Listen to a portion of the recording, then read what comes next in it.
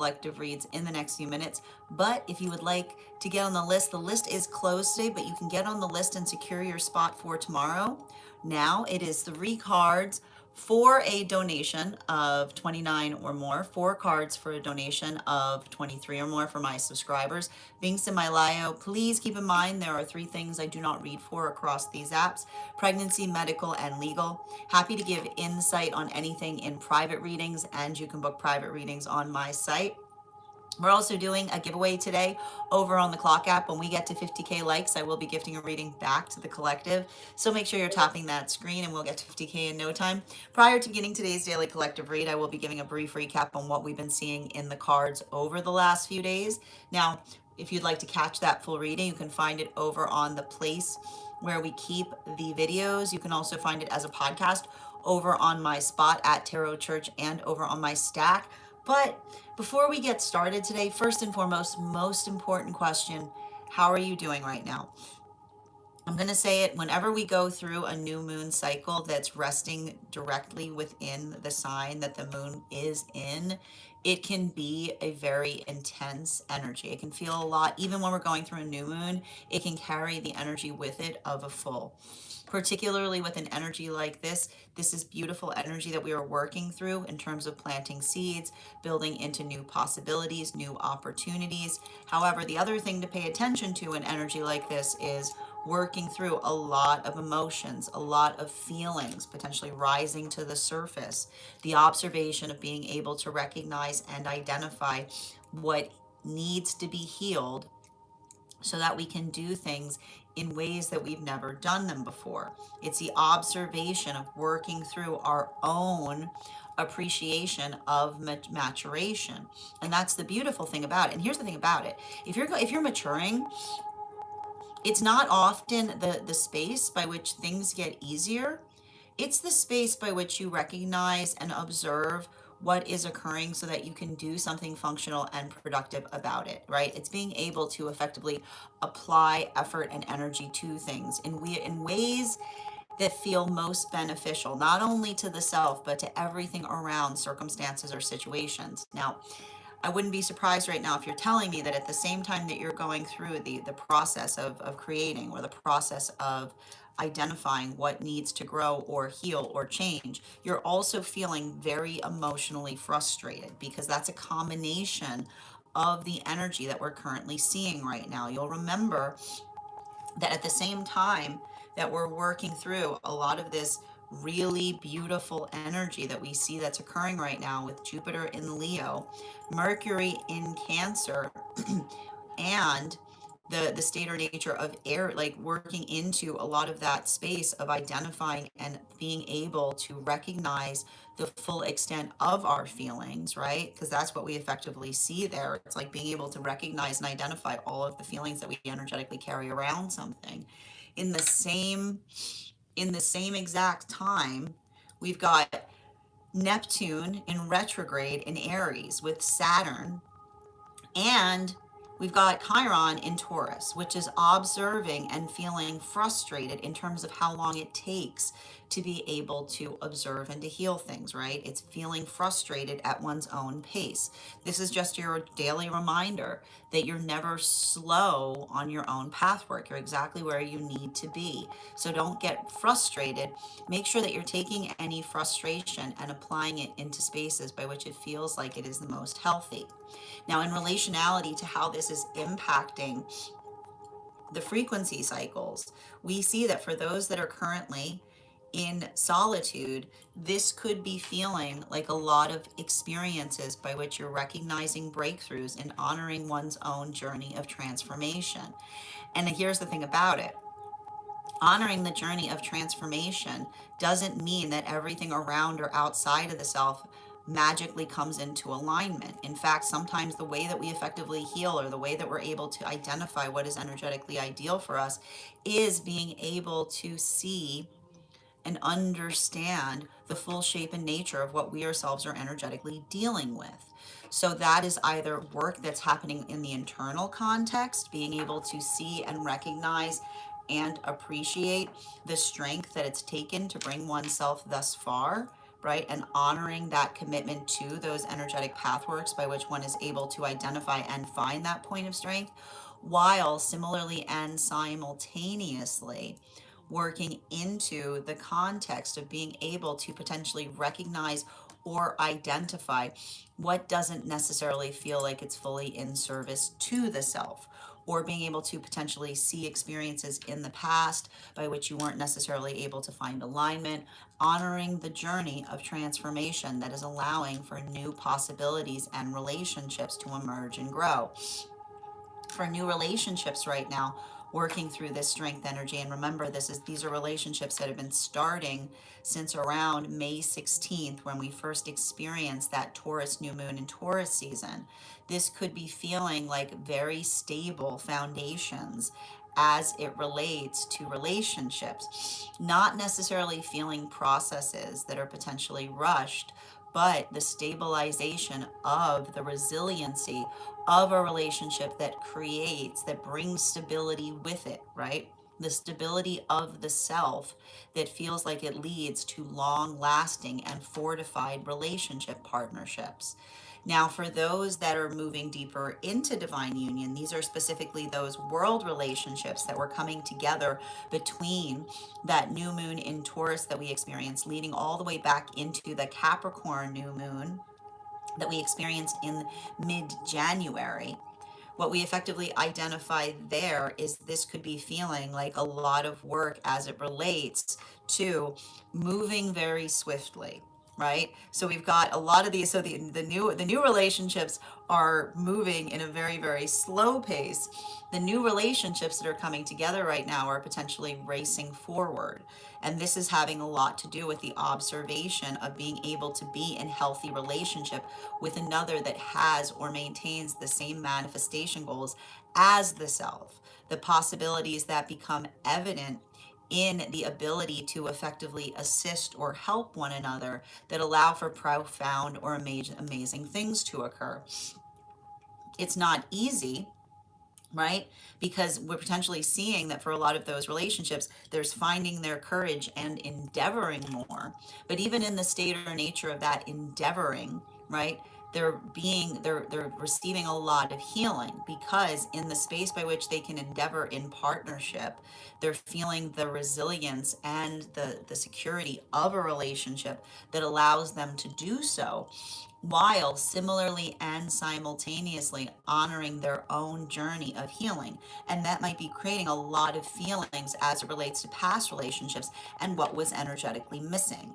Now, this brings us to the relationships that are deep within divine union, and these are effectively the moon relationships that were coming together between around January 18th, which again was the time that we experienced that Capricorn new moon and Capricorn season, leading into September 6th of last year.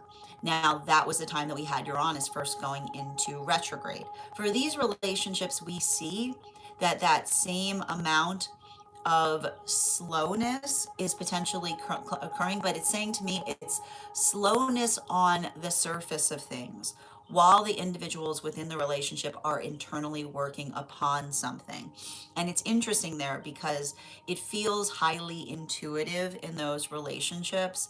There's something that potentially is working into the context of taking shape or conceptualizing or articulating upon what one is conceptualizing about. However, it might not necessarily feel or look like there's a lot going on the surface there, but rest assured, there's a lot of energy under the surface at work there. But this in itself may be creating points of energetic frustration, specifically and particularly in relation to navigating circumstances outside of relationship that are potentially not feeling like everything outside of the relationship is experiencing the health of the partnership, right? And what sometimes feels energetically devastating in those dynamics is if there's something outside of relationship that is experiencing and affecting the health of the partnership, and it feels like it's making it less healthy, then even that feels like important information that the relationships, the individuals within the relationships are carrying within the self as they proceed forward on their journeys. Now, that is where we find all of the energy prior to beginning today's reads. But if you'd like to find that full reading, you can find that over on the place where we keep the videos. You can also find it over on the place where we keep the photos. You can also find it as a podcast over on the place where over on my spot and over on my stack. I would also encourage you to join us tomorrow for our next tarot class. We're going to be studying the 2 cards of the minor arcana. If you would like to become a part of that tarot class, you still have time to join. We will be starting our class tomorrow at 5:30. It is going to be on Thursday, July 16th at 5:30 p.m. PST, 6:30 p.m. Eastern. We will be studying, anybody who you can, all you need to do if you'd like to become part of that class is head over to my stack and become a paid subscriber. Your paid subscription to my stack is your ticket of entry into our live classes each and every month. You will also, as a paid monthly subscriber, have access to over 9 hours worth of material in the Tarot Church Library class archive. Now, it's not necessary to catch up. I'll be doing my best to give you an update on everything we've studied prior to beginning the next class. But the material is there for you to receive as you're ready to receive it. You'll also have access to a one-on-one chat with me and students to ask any questions, as well as if you become a founding member, not only will you receive a discount on the full year's worth of classes, but you'll also have access to over 20 hours worth of material in the Tarot Church Library class archive, and the opportunity of meeting with me to have an assessment meeting where I will assess where you are on your own personal tarot journey and give you the best insights in terms of how to utilize those classes to the best of your advantage moving towards your tarot goals going forward. One of the things I tried to do in these classes was make them accessible to the absolute novice tarot reader as well as the seasoned reader. There's definitely something there for everyone. Don't let your lack of experience or your robust experience prevent you from joining us in these classes. And even if you don't become a paid subscriber to my stack, I would encourage you to follow us there to be able to stay up to date on any new offerings or services. I also post my weekly newsletter there, which will let you know about my in-person events, as well as my online live schedule and my mystic meditation articles, which give you updates on everything we've been seeing energetically in the cards. Just wrote one recently that just on this new moon that we've just experienced. Finally, I want to let you guys know that on top of my standard life path reading, I also offer mentorship classes. These are for any of my students seeking a more personalized educational experience with me. I take a very limited number of students for this reason, as those classes are focused on each individual's personal spiritual goals and journey work. Those classes can be purchased on an individual level or as a monthly class series, weekly or bi-weekly, as your schedule permits, so that you can, also for my students that are seeking more consistent weekly tarot support, I'm very happy to offer weekly tarot insight packages. That is a package of 4 30-minute reads, again, weekly or bi-weekly as your schedule permits, so that you can stay more consistent on your personal journey at a discounted rate, as well as dream interpretation readings, which you can purchase per dream or as a series. Now, if you purchase a series, I would encourage you to start to keep a dream journal, as we will meet weekly or bi-weekly with that journal and utilize the tarot to understand the key themes and messages coming towards you in the dream space. But let me know in the comments how this energy is impacting you personally, because it is going to hit everyone just a little bit differently. That said, we are going to get started on today's daily collective reads. The list is closed today. However, if you would like to get on the list for tomorrow, you can get on the list today, and that will secure your spot for tomorrow. I'm going to take a moment to read over some of the comments that came through as I was reading. We will be honoring 1-card readings for Superfam and for those who are paid members on the place where we keep the videos. So if you are still interested in having a reading today, you can do so via a 1-card reading by becoming a Superfam or a paid member. Excellent. How are you doing today, Jeremy? Welcome. Oh, thank you for the compliment, Aubrey. Hi there, Nick. Welcome and thank you as well. Oh, thank you, Candlelight. I appreciate you. Hope you're having a beautiful day. Excellent. Hi there from Texas. Hope you're having a beautiful day as well, Faz. If I'm ever saying your name incorrectly, by all means, please feel free to correct me. Dada, thank you for so much for those likes. I appreciate you. Good to see you today. How you doing today, Janae? Welcome. Good to see you. And thank you for those heart puffs, Janae. I appreciate them. And please remember, for those who are joining us on the Clock app, to recharge your heart me's if you'd like an animal oracle card on top of your one card. Grand Rising, Nicole. Thank you, Ivana, for sharing the live. Thank you for those heartbeats, Christine. Excellent. I know I'm excited too. It's going to be a really cool class. I've been working on it very carefully. Blessed. Greetings. Excellent. And if you guys have any questions related to the two cards of the Minor Arcana, just go ahead and post them in the chat here, or go post them on the subscriber only Disco channel. I'll be happy to address them at tomorrow's meeting. And Elle, thank you so much. Welcome from India. I hope you're having a beautiful day. Excellent. You know, Sean, I gotta tell you, the way we start the day usually sets the energy for the rest of the day. So I don't know if starting your day by giving threats to others is really the kind of energy that you want to create for yourself today. So again, whatever you're going through, I hope you find the healing and support that you're seeking on it. But I'm going to have to proceed to block you because I don't allow for fear-based mentalities to enter the space of healing. I hope you find the healing that you're looking for from that pain. I truly do. Excellent. Hi there. Absolutely. Welcome. Thank you so much, Manish, as well. Have a great day habitually.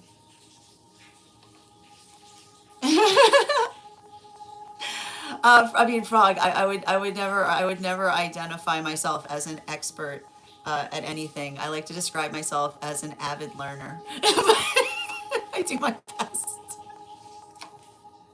How you doing today, Per? How are you doing today? Absolutely. And thank you, Nicole, for those hashtags. Always appreciated. I'm so glad to hear you're doing well today, Janae. Yep. And thank you for sharing the live, Per. Excellent. Yes, for the person asking questions, Juju, an astrological chart is different from astrocartography. They're different types of astrological charts. So you can't, I mean, it's like a Venn diagram. An astrological, a cartography chart is a form of an astrology chart. But you have to understand that there's different forms of astrology charts that you can draw on. Astrology chart is the larger word for it. I think you're asking the difference between a birth chart versus an astrocartography chart. I hope that helps. Absolutely. Excellent. Alexandra, I'm going to say the same thing that I articulated before. The way we start our day is usually the template of what we can find for the rest of our day. I'm saying that more for your sake than for mine. Like the fact that you feel the need to come in here and project um, is clearly you're projecting something that you yourself are working through. So I hope you have the healing that you seek on it, but I also have a firm rule about not spamming the chat so that others can communicate upon it. Um, Again, there are people that care about you, and the space by which you're taking this time to project out, right? You could be utilizing that to reach out to them, sending you so much support on your journey of healing. A moment. Excellent. All right, let's continue right now. How you doing today, Chasing? All right. You're so welcome, Juju. I hope that helped. Excellent. So we're going to, as I mentioned, friends, the list is closed today, but if you'd like to get on the list for tomorrow, you'll be the first person read for. We will still be honoring, once we get through the list, we've got 5 individuals on the list today, and then we'll be moving into one card readings for Superfam and for those who are paid members over on the place where we keep the videos. I will point out that often the way that the guides work is if you are in need of a reading, often something that's coming through in those that are on the list for a reading may also connect to you as well. So if you can't have a reading today, there's still a lot of reason to be able to remain here, because you might be able to find something in these readings. And for those who are waiting for your one cards, we'll be starting those in 5 readings. So in about an hour. How are you doing today, Bobby? Hope you're having an absolutely beautiful day. First person, thank you, Dada, for sharing the live. Always appreciate when you guys share the live.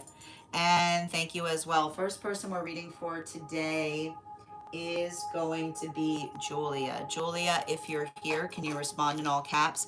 Let me know if you'd like a general reading or if you have a specific question you'd like me to answer. How you doing today, Taz? Excellent.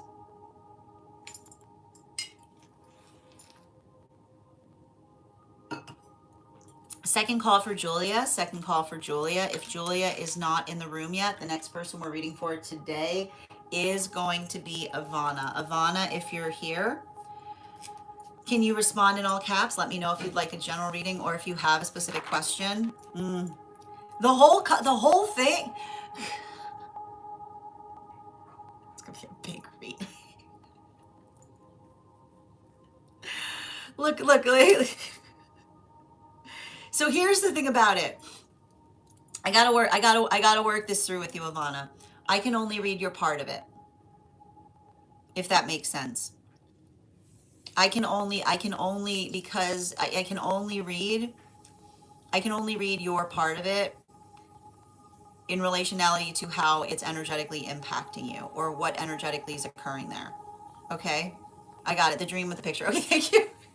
I was like, we're going to be here for quite some time. All right, just bear with me a minute. Sigh. Let me pull it up.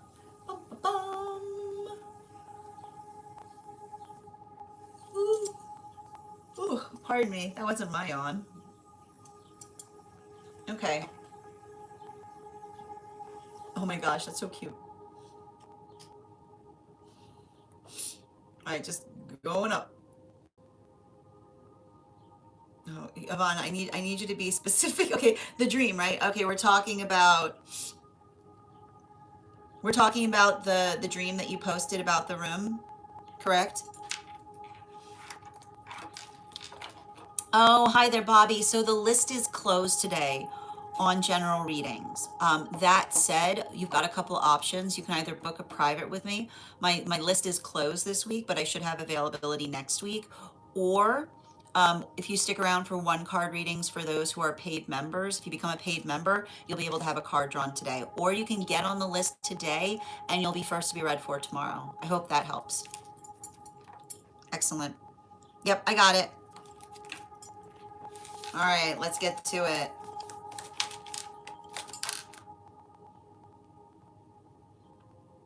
Excellent. And thank you so much, Bliss. Whoop, what happened to my, hold on. Hi there, Julie. Love right back to you, Bless. All right, let's get to it. Where are we? So before we get started, let's warm up those intuition muscles with an intuition check. I've got the animal oracle cards here. We're going to count back from 10. And when we get to 1, we will reveal the card. 10, 9, 8, 7, 6, 5, 4, 3, 2, 1. Thank you, Carmen, for the follow. We got the wolf. We'll do that again after the next reading. Okay.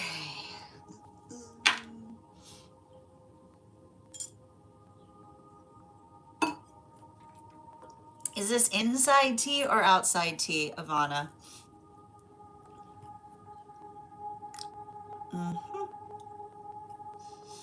Thank you.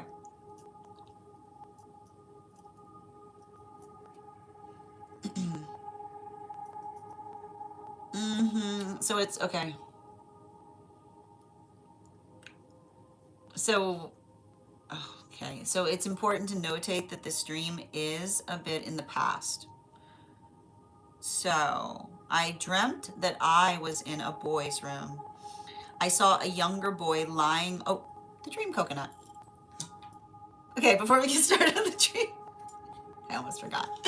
Before we get started on the dream, let's bust out the dream coconut. Perfect. Okay, there we go. All right. So, dream. I dreamt that I was in a boy's room. I saw a younger boy lying on the bed and we were just talking. I remember him just smiling and I asked him if he was okay. And he said, I'm okay. When I lie down, I get all my energy back after I'm done healing. Then out of nowhere, another young boy came in through the closet and said, does he need some healing? Do you know him?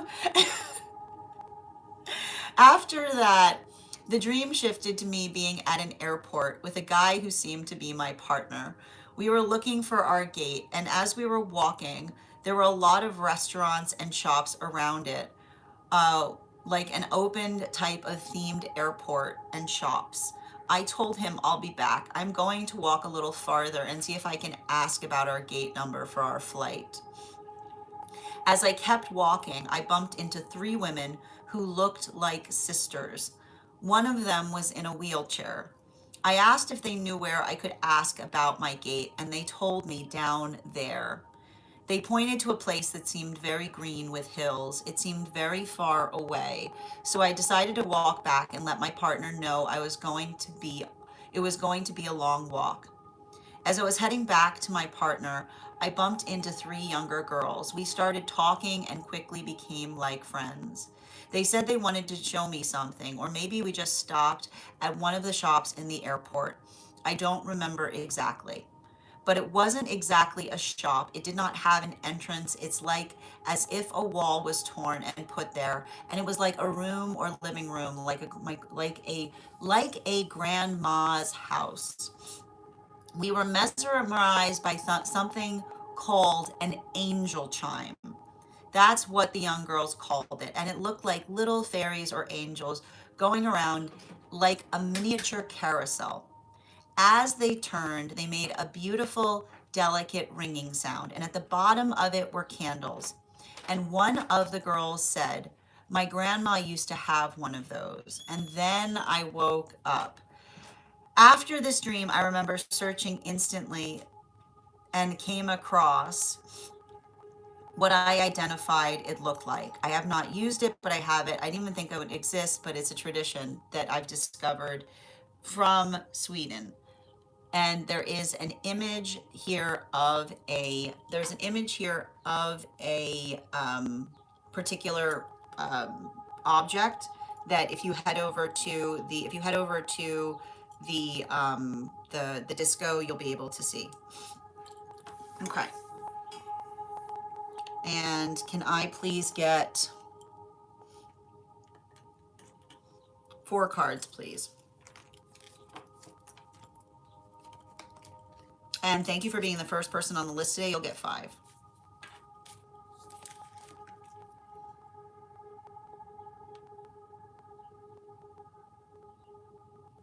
Okay.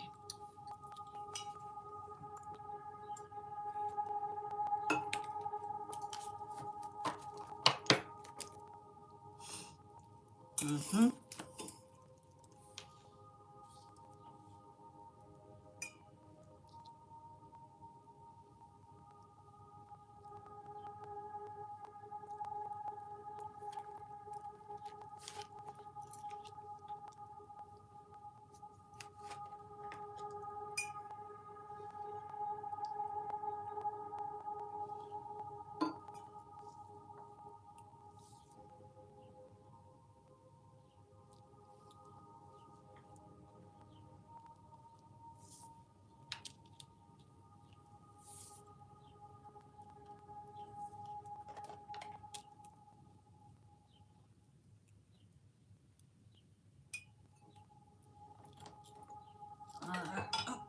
Okay.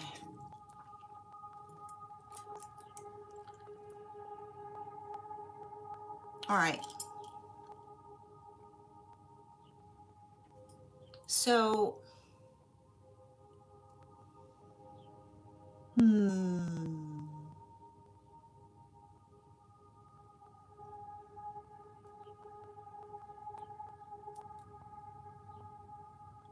The first thing we're going to start with is the first thing we're going to start with here is working into the identification point of the fact that this is a past dream. And there's something very important about the observation that this isn't a dream that you had precisely right now, but you felt impelled to interpret the dream now. Okay?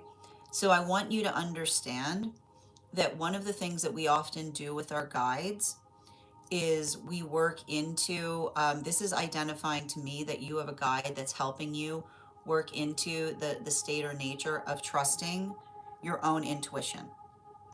Okay? And so what do we effectively see? So I want you to remember that more than anything right now, what we're effectively seeing is you working into the context of learning to trust your own intuition. Now, with that said, let's look at the dream. And in the dream, you identified that you were in a boy's room and you saw a younger boy lying on the bed and you were just talking. And you said you remember him just smiling. And you asked him if he was okay. And he said, "I'm okay. When I lie down, I get all my energy back after I'm done healing." So we're gonna sit on that, because the way that it's written, it feels very important and it feels very necessary.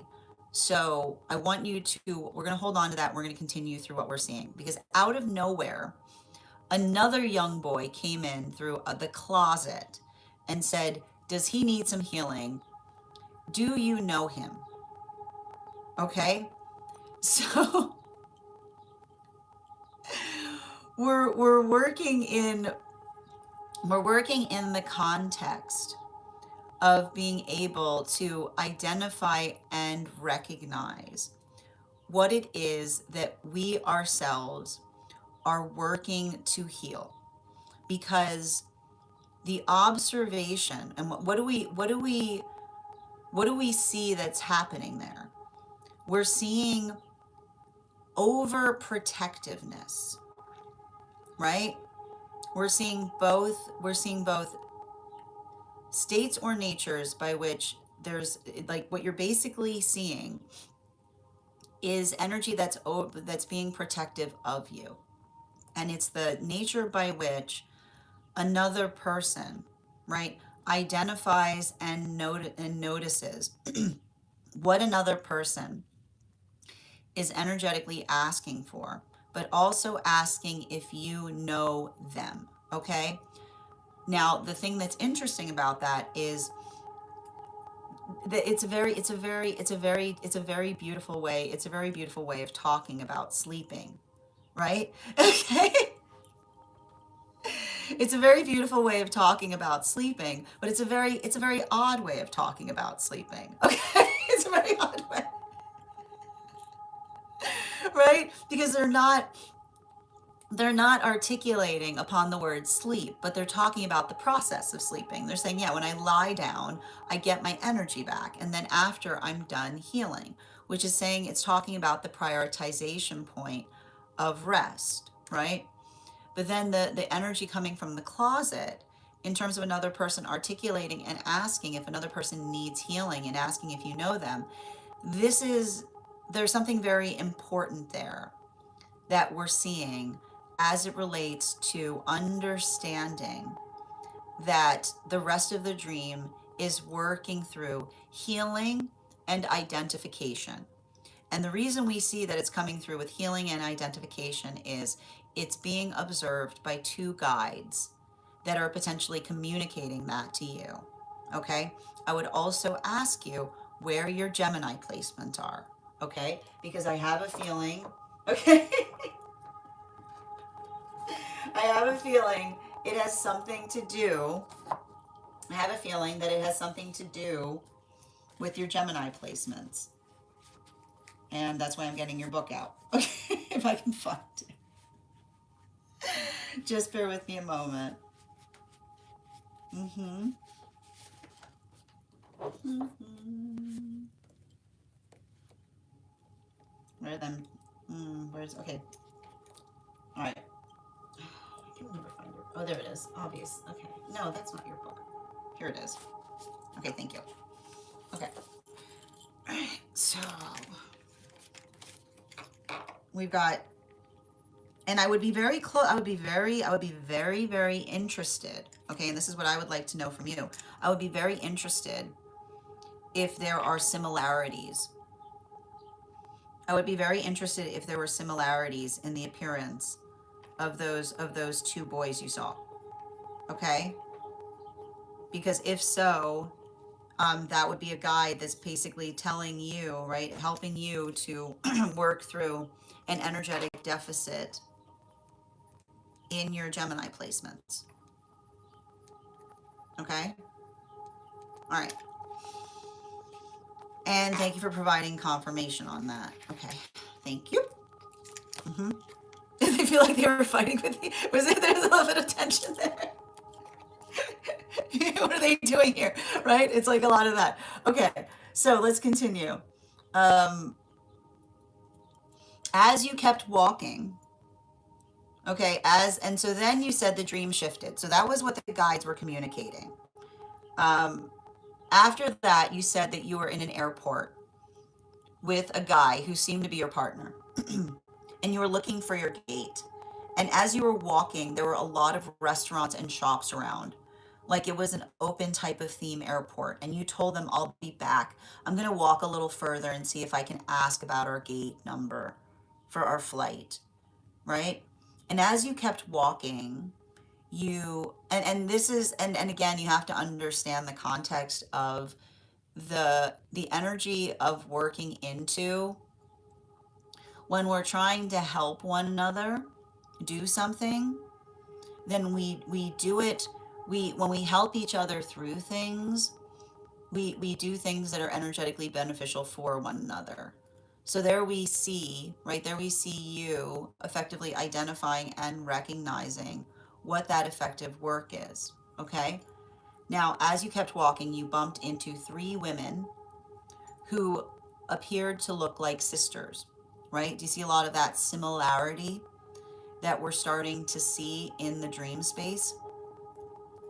And you identified that one was was being basically energetically supported in the space or place by which, and remember how I articulated upon the state or nature by which we ourselves are differently abled. So you saw in the dream space that there was one of those sisters was differently abled, okay? And you asked if they knew where you could ask about your gate, and they told you down there, right? And they pointed to a place that seemed very green with hills. So we see that something very interesting is occurring in the space of the dream, because one moment you are identifying, right? One moment you're identifying that you are in an airport, and the next you're seeing or perceiving a space that is green with hills, and it seemed very far away. So you decided to walk back and let your partner know it was going to be a long walk, right? Because it's the understanding and the recognition of being able to energetically, right? And this is what's interesting about it, right? Because the question that's coming through right on that is the work or the nature of being able to identify energetic ability. So the space or place by which we're working through energetic ability is our ability, right? Our ability to do things, effectively is supported through the understanding of what we can be prepared for, right? Because those three individuals were also guides, because you can see the fact that you can identify that they're guides because they're in the dream space. And what are they doing in the dream space? They're giving you directions. And I'll identify, so, and that is the identification point in terms of being able to effectively heal or work through, right? The state or nature of being able to facilitate, right? And being able to understand what the shape of that was going to look like, okay? Because it's you being able to articulate to another not only about where you need to go, but a changing environment. Now, you said as you were heading back to your counterpart in the dream space, you bumped into 3 younger girls, okay? And so here we see that you started talking and you quickly became friends. Do you realize what you're doing in the dream space? Do you realize as you're walking back and forth in the dream space, you're walking back and forth in time? Okay? Because you observed, right? You observed and you saw, right? When you moved forward, right? When you moved forward, right? What did you see when you moved forward? When you move forward in the dream, right? You saw 3 individuals. You saw three women that were energetically older, okay? Right? And when you walk backwards, when you were walking backwards, right? What did you see? You saw 3 young girls, okay? And so that is effectively, you said you started talking and you quickly became friends, and they said that they wanted to show you something. And maybe you should, or maybe you just stopped at one of the shops in the airport. You don't remember exactly, but you said it wasn't exactly a shop, but it did not have an entrance in it, as there was a wall torn out and there was a big room or living room very similar to, right? Very similar to, and it's interesting that you identified it as as a grandmother's house, right? Because that is effectively working into, right? It's working into the state or nature of is working into what you yourself are energetically healing as it relates to one's own sense of energetic ancestry or lineage is the best way to describe it, right? When we see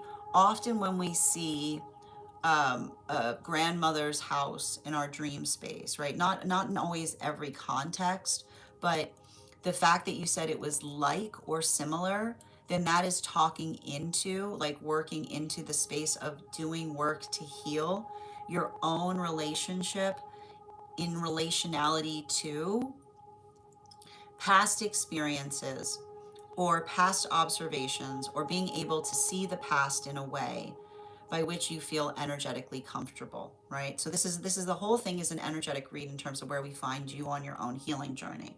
Now, you stated that in that same moment you were mesmerized by something that you identified or articulated was an angel chime.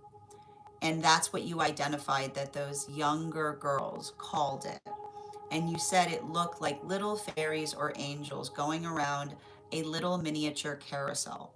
And as they turned, they made beautiful, delicate ringing sounds. And at the bottom were candles. And one of the girls said, "My grandmother used to have one of those."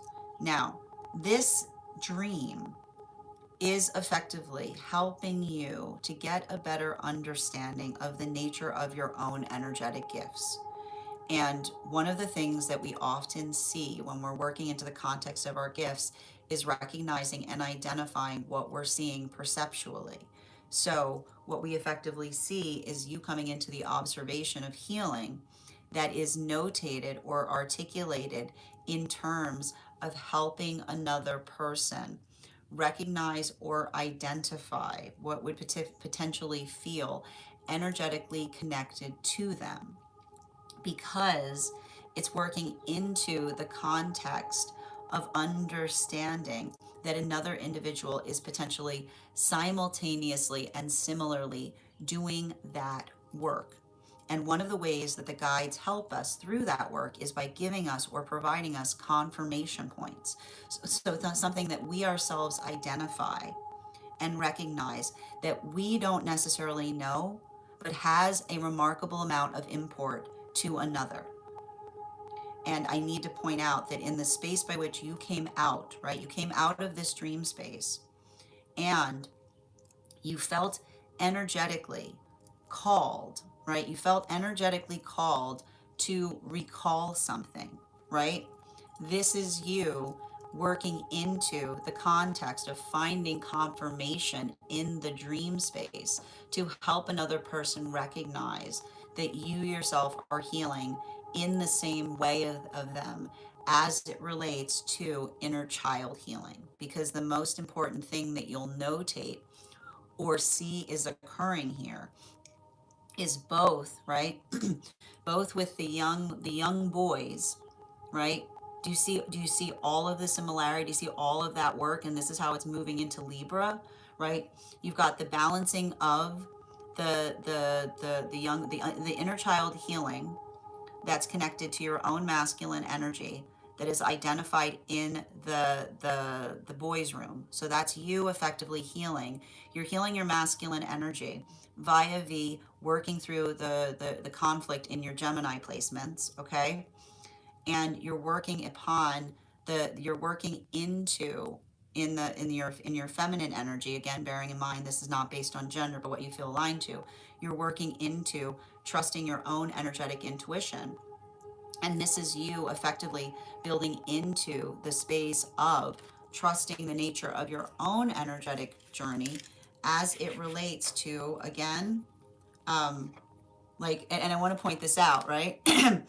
Like you've got the balancing point in terms of trusting your intuition, but being scrutable upon it, right? Because that's where we see, right? We see the energy that was connected to the young girls, but also to the young boys, building into the unified energetic approach, which is when you are trusting your intuition, you don't trust it to the hilt, right? You don't be like, why are you doing that? I don't know. I just had a feeling, right? Like that's not good. That's not good. You don't want to be following. You don't want to be following your feelings too much. Because I need to remind you something, okay? I need to remind you something. What happened to your counterpart in that dream space? Remember? Remember where you're trying to go? Remember where you're trying to go? Remember where you're trying to go? Yes, so again, being able to recognize and identify, right? Balancing the intuition,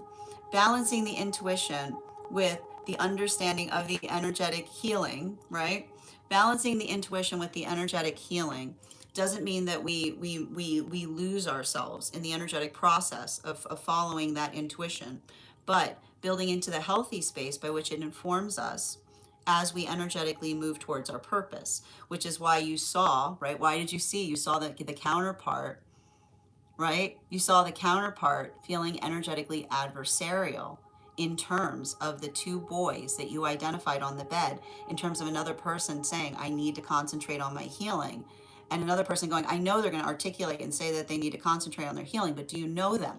Or do you know what is their healing? Because this is the important thing to understand.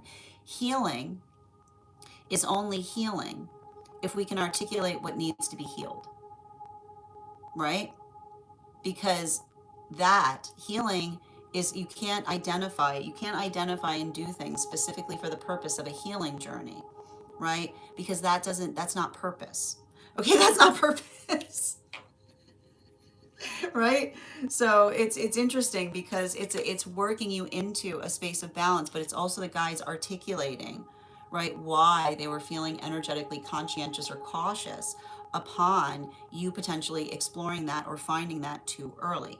Thank you so much for having that reading with me, Ivana. And if this message connected to you as well, it's very common for those who need these messages to be here to experience them. We are doing personal readings right now. If you would like to get on the list is closed today, but you can get on the list for tomorrow and you'll be the second person read for. It's 3 cards for a donation of 29 or more. 4 cards for a donation of 23 or more for my subscribers. Thanks to my Lio. Please keep in mind there are 3 things I don't read for across these apps: pregnancy, medical, and legal. Happy to give insight on anything in private readings, and you can book private readings on my site. I'm going to take a moment to read over the comments that came through as I was reading. Thea, I saw your reading come through. The list was closed when you sent it. So if you're comfortable, I can have you first for tomorrow. I'm also happy to give you a 1 card today in order to accommodate for the fact that the list was closed when you got on it. Let me know how you'd like to proceed. Excellent. And thank you, dear, for getting on the list. Absolutely. Hi there, Mia. It's a really interesting dream. Yeah, you see the time? 7 months later. Yeah, 7 months later. Yes, mm-hmm. Yeah, absolutely. Thank you so much, dear. Yeah, they did look similar. Now, because that was you healing your Gemini placements. No worries, Julia. I know it's mm-hmm. Hi there, Masa. Yeah, a whole guide party going on. Exactly. TH, thank you for the follow. Ivana, I think I'm filtered. That was the comment I saw. I'm typing and it's just disappearing. Okay, well, again, if that happens in the future while I'm doing a reading for you, you can always post it in the disco. Yes. Excellent. They were still waiting. Mm-hmm. Like where is she exactly? They were in the bed. That's what, like that. They were in they were in the bedroom, right? They're in the bed. Absolutely. Shantae, the list is closed today, but we will be doing 1 cards. You can either get on the list for tomorrow and you'll be the second person read for. We'll be also doing 1 cards for those who are super fam and for those who are paid subscribers on the place where you keep the videos. You're so welcome, Ivana. Absolutely. Mm-hmm. Yes, no problem. So we should be back on tomorrow, ideally at about 7:15 a.m. PST, 10:15 a.m. Eastern. What I can do is if you message me, here, send me a message through here, and I can message you and let you know when we're going live. Okay? It really was. Yeah, that was the day. Today is the day you needed to hear. It wouldn't have made any sense, but there's something related to time that we see there that's energetically important. Mm-hmm. Absolutely. Excellent. All right, let's continue right now. It was just as they started. Are you guys experiencing, are there any issues in relationality to communicating right now? And thank you for reposting, Delia. All right, just bear with me a moment.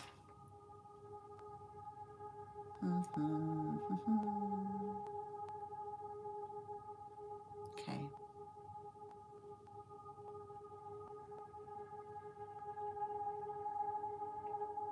All right. Excellent.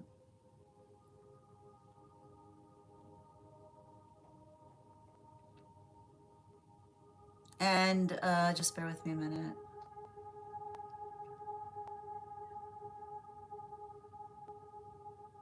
All right, how you doing today, Jory and Anon? We're doing tarot readings right now, Jory. So we're doing personal tarot readings, and the list is closed today, but if you'd like to get on the list for tomorrow, you will be the second person read for.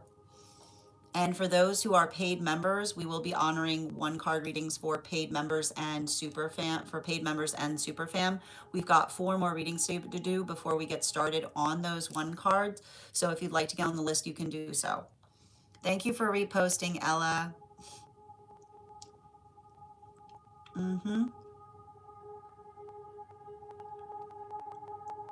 All right, let's get to it.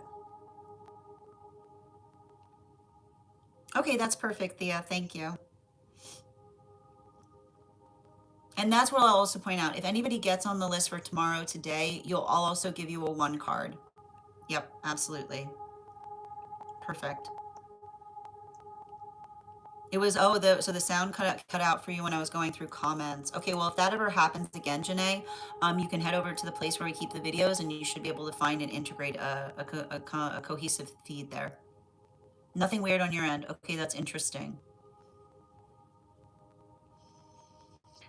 The thing about it though is, the one thing I'll point out, Julia, is often I'm starting to notice that when I'm reading, if there's an energetic shift there, it's usually identifying the projections that another person is navigating.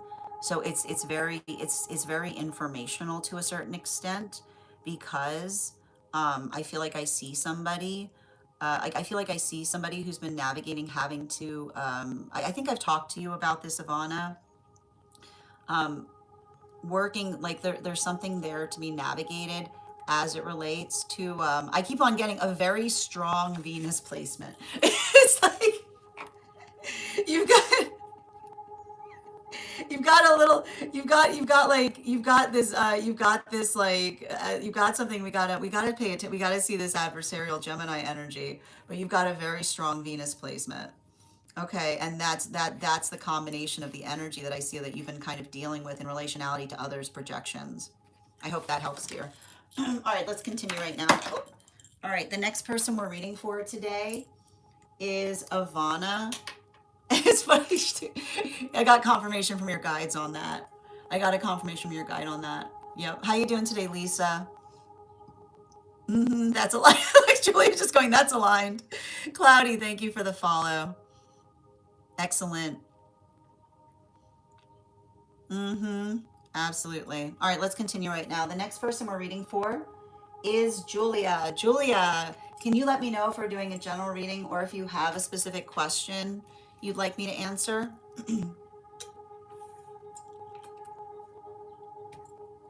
Okay.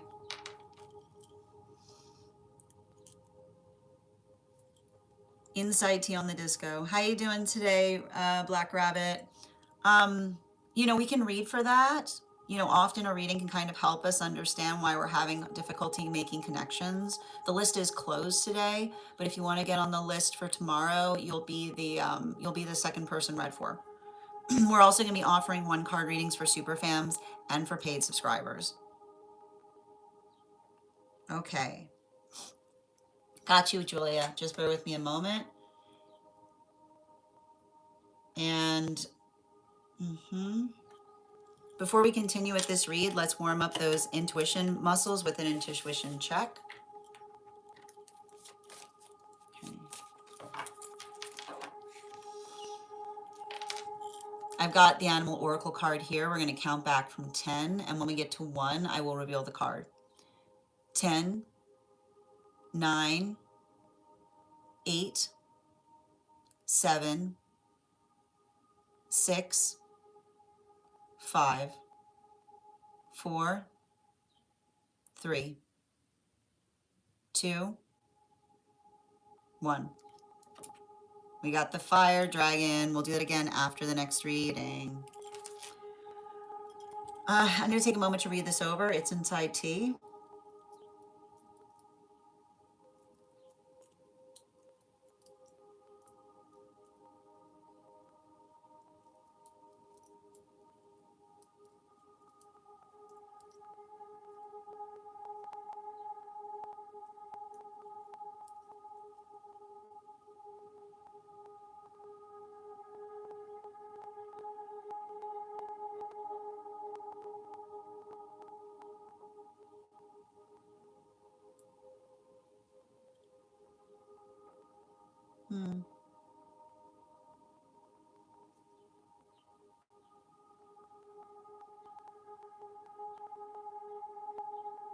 Mm-hmm.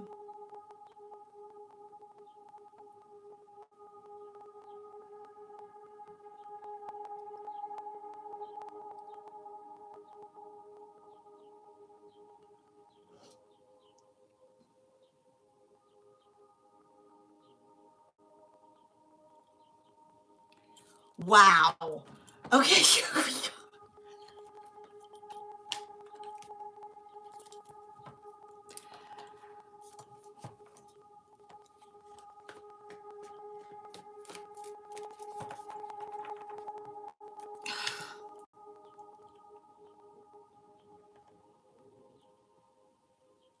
Okay.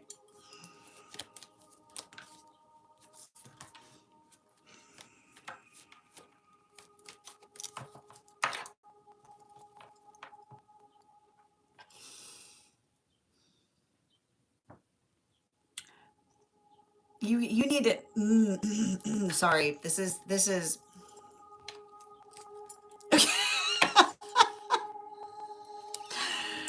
Ugh. Ugh. Do you see how protected you are?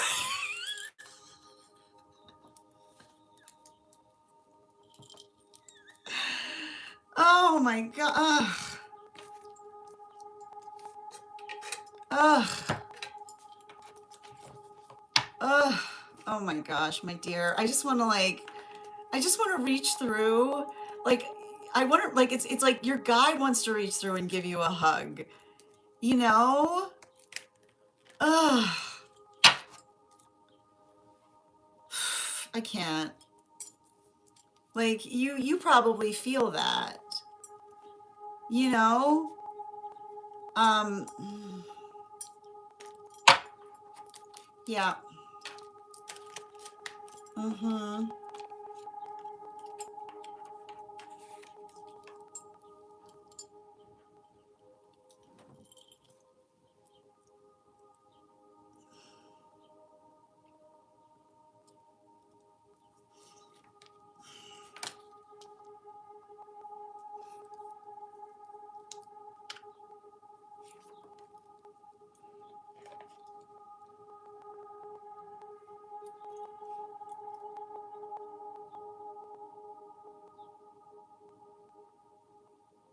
So,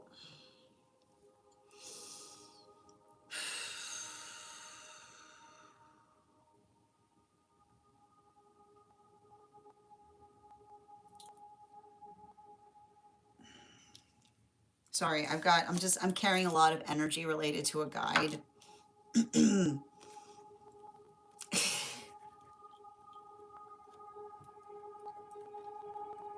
Okay, okay.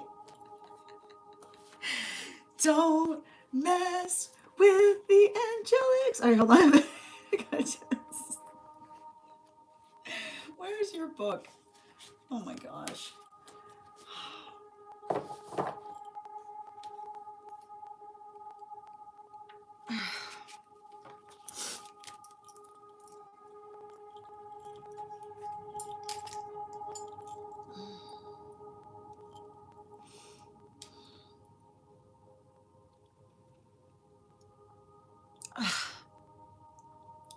So I'm gonna walk you through a few, like, because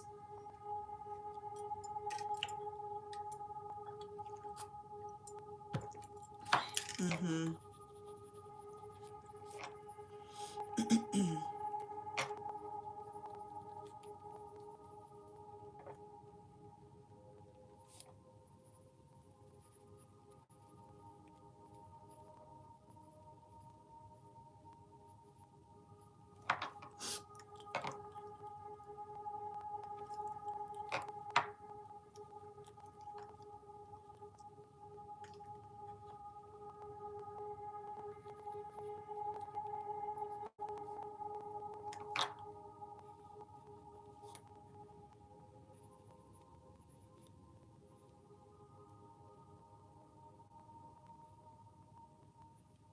hmm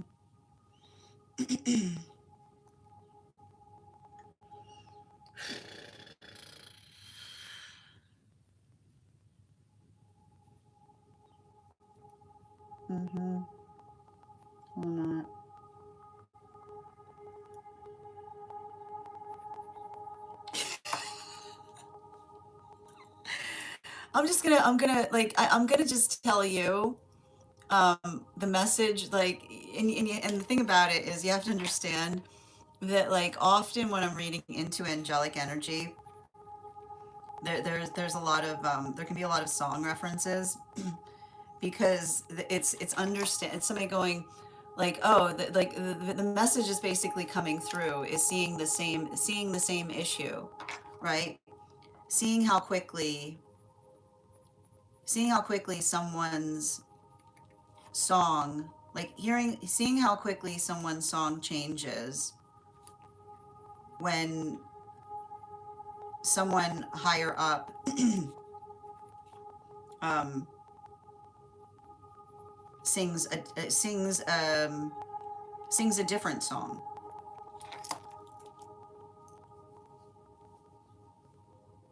right? Like that is effectively what we're potentially identifying there. It's working into, it's working through and into that and that observation, right? It's working through and into that observation in relationality to, right?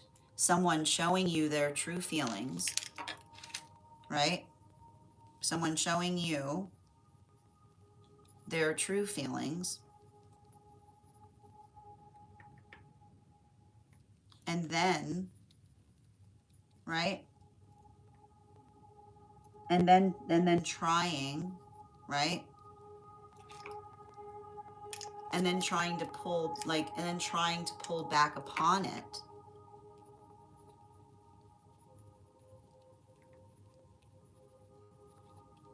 as it relates to, like, as it relates to their own, right? As it relates to their own sense or state of confidence. So this is what we potentially see as occurring here. And the thing about it, and I just want to show you this. Do you want to see the one card that was coming through, right? Like, do you see this angelic coming out twice, right?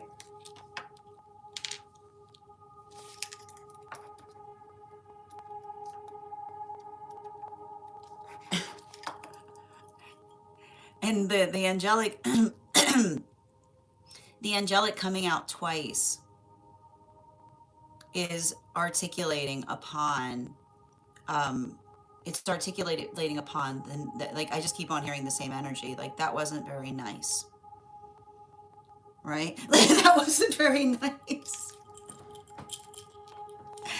And the reason, I gotta tell you, there's some angelics. Like, when I articulate that there's some angelics that identify the fact of wanting to effectively, like it's the like, I keep on seeing somebody, like, it's the same situation by which another person potentially working into and through something, right? But instead trying to take it out on you, right? And I keep on getting we don't work things out, right? We don't work through things out through others, right? Because that is literally, like, that is the guide trying to articulate to you, right? That's the guide articulating how energetically precious they find your purpose to be, right? And I like to point out the state, like, it feels to me, and I can already see you kind of working through something that's painful, because it's painful because this is a particular angelic that, you know, brings clarity with it, you know? Like, it's like, like the clarity is a gift because it allows you to see the situations clearly. Um, and you know, like there's an extra message attached to this that I'm going to take offline. If you'd like to receive it, just make sure that you're messaging me or in relationality to it. Bottom of the deck on this reading, um, you know, seeing things sooner rather than later, allow seeing things sooner rather than later allow us to be able to understand and not allow circumstances or situations to um, move us away from where we aspire to be. And I keep on seeing that there's like the word I keep on getting here, like the word I keep on getting on this is it's path clearing, right? And the thing about it is like path clearing isn't easy. But if it wasn't easy, it wouldn't be path clearing, you know? So again, make sure, like, sending you so much support on that journey, and let this be confirmation that your guide, like, your guide's going like, like they're going, hi. Like your guide's going, the guide, they're going, thank you so much for having that reading with me. And if this message connected to you as well, it's very common for those who need these messages to be here to experience them. We are doing personal readings right now. If you would like to get on the list for today, the list is closed, but you can get on the list for tomorrow and you'll be the second person read for. It's 3 cards for a donation of $29 or more. 4 cards for a donation of $23 or more for my subscribers. Links in my bio. Please keep in mind there are 3 things I do not read for across these apps: pregnancy, medical, and legal. Happy to give insight on anything in private readings, and you can book private readings on my site. I need to point out, Natalie, nothing that you're seeing here is antithetical to the teachings of Yahshua. Yahshua practiced divination in countless places that we see in the Bible. So make sure, again, much like I said in this reading, don't allow your presumptions to articulate in casting judgment upon others. You're welcome to stay, but you have to have a sense of compassion and not being in the space by which you feel that others are in need of something that only you can deliver, because that's you taking a righteous perspective. Absolutely.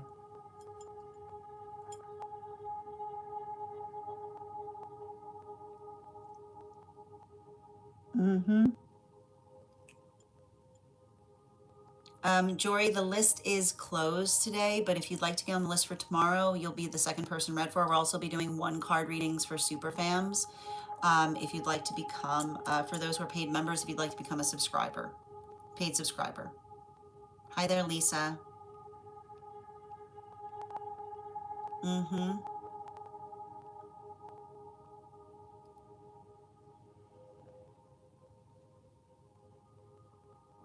Sending you support, Chasing. Mm-hmm.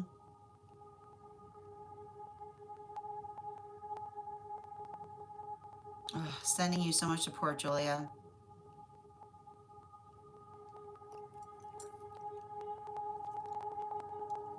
I'll send you the rest of the message that I received in relationality to something, because it felt like the message that was coming through was feeling kind of for your ears alone, if that makes sense.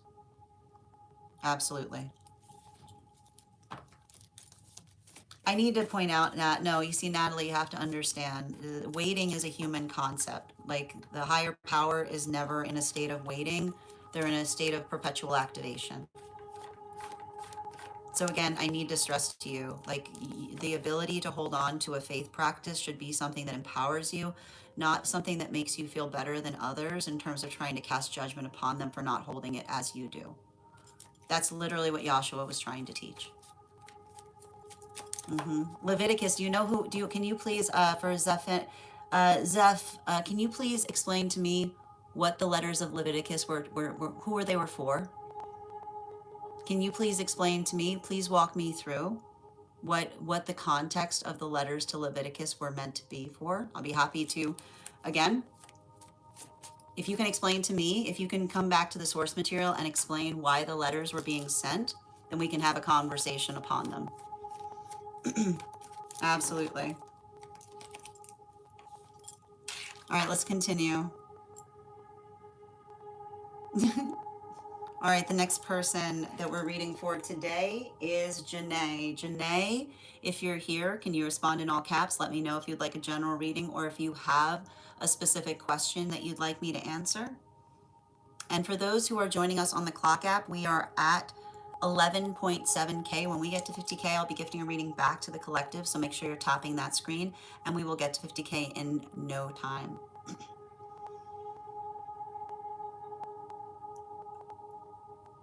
Absolutely. Mm-hmm. Ooh, we're doing another dream. Excellent. No, it wasn't for, no, Natalie, you're wrong. Leviticus was not a message for everyone. It was not a message for everyone. You have to go take a look. Go take a look at what Leviticus, you have to understand the context by which the letters were sent. And when you understand the context by which the letters that you sent, then you understand that it was not a missive meant to everyone. It was a specific set of instructions for those trying to energetically do something. All right, let's continue. Jory, the list is closed today. Excellent. Mm-hmm. I got you, dear. All right, and I'm going to pull up I'm going to pull up the dream that we're doing now. All right.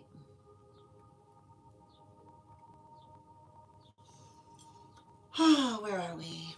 Mm-hmm.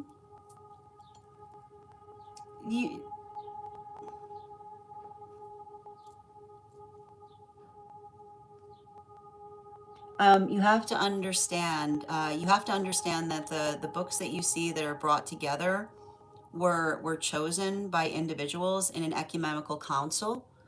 So the observation of understanding that the ecumenical, you have to be clear that the books that you're articulating upon were chosen by the ecumenical council. Okay, like that is actual fact. And understanding the context by which those books are put together or the context by which they're arriving to you is important in understanding the meaning behind them. Okay. And let's continue. I'm going to be very simple here. For those who are joining us on the place where we keep the videos, this is a place of healing. I'm not here to effectively battle with you in terms of beliefs.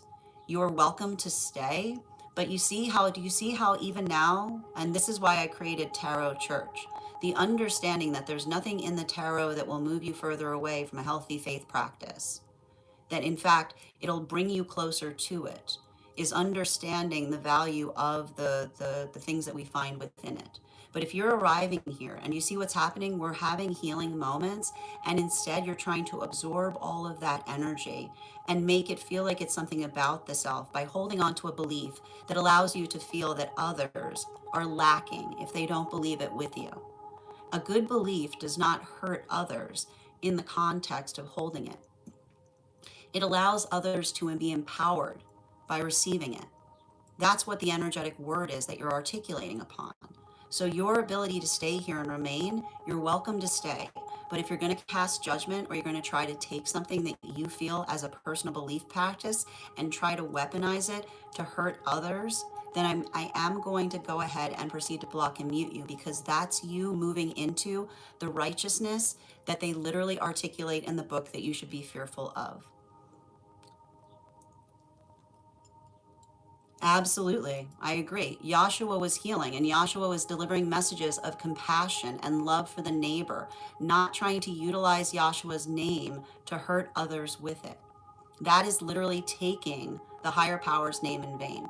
So again, if you're doing that in this space, I will proceed to block and remove you. And again, I hope that you find the healing that you seek. All right. I know. I mean, when somebody holds on to something that deeply, it's hard to step back because you've potentially hurt others in the process of holding it. But that's how you can start that healing, right? The observation of understanding and allowing compassion to enter your heart is what allows you to be able to be healed. Absolutely. I will point out there's nothing in any context, there's nothing in the books that articulates anything about tarot. And we see many of the teachers utilizing divination in their own practices of healing. If you ever pick up a book and you ever reach into that book for inspiration, you are also practicing. You are also practicing a form of divination. It's called bibliomancy. So and again, it's very obvious for those who are in this space that you're not necessarily here to heal so much as you're casting judgment. So I'm going to give you the observation of allowing you to find a place by which you feel more healthy and supported. You're welcome to stay if you're going to receive the message, but not if you're here to try to spread fear or condemnation on anybody who is here trying to receive this healing. All right, just bear with me a moment. Thank you guys for that. I just needed to clarify that before we continued.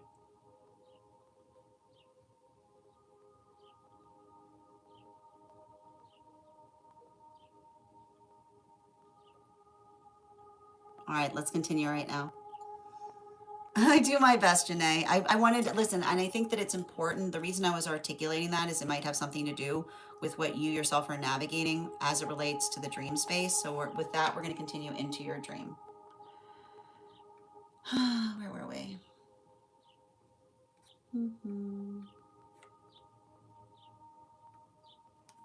Let's see here.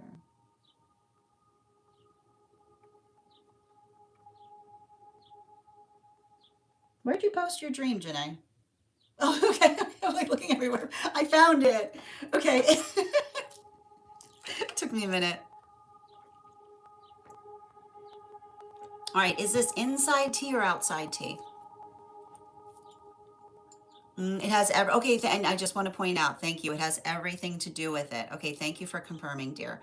Before we continue, no, you don't have to listen. Don't apologize if you're giving me details in terms of interpreting a dream. Interpreting a dream, more details is always better. All right, let's get to it. And is this? Can you just confirm if it's inside tea or outside tea?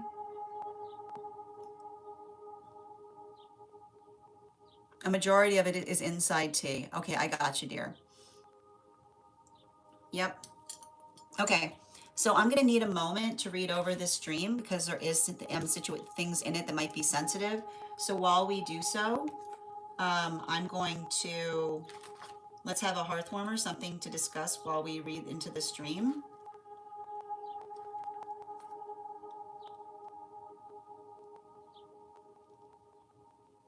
Okay, beautiful quote. Peace of mind comes from not wanting to change others, but simply accepting them as they are. True acceptance is always without demands and expectations.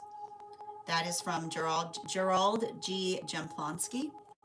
And your question to navigate is, how are you working towards allowing the context of allowing others to be as they are, but also allowing yourself to be as you are?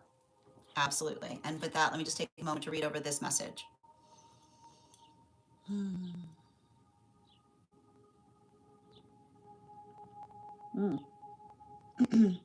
Okay.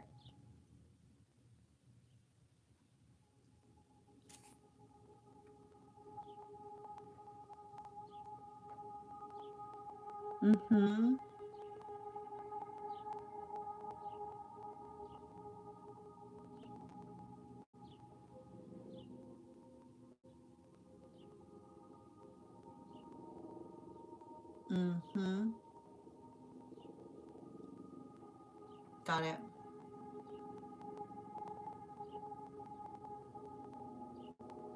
Mm-hmm.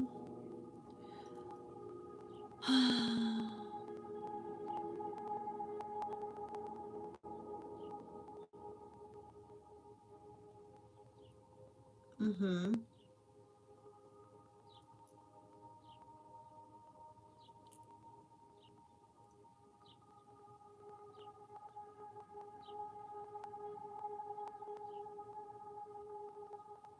Mm-hmm. Yeah, I got you.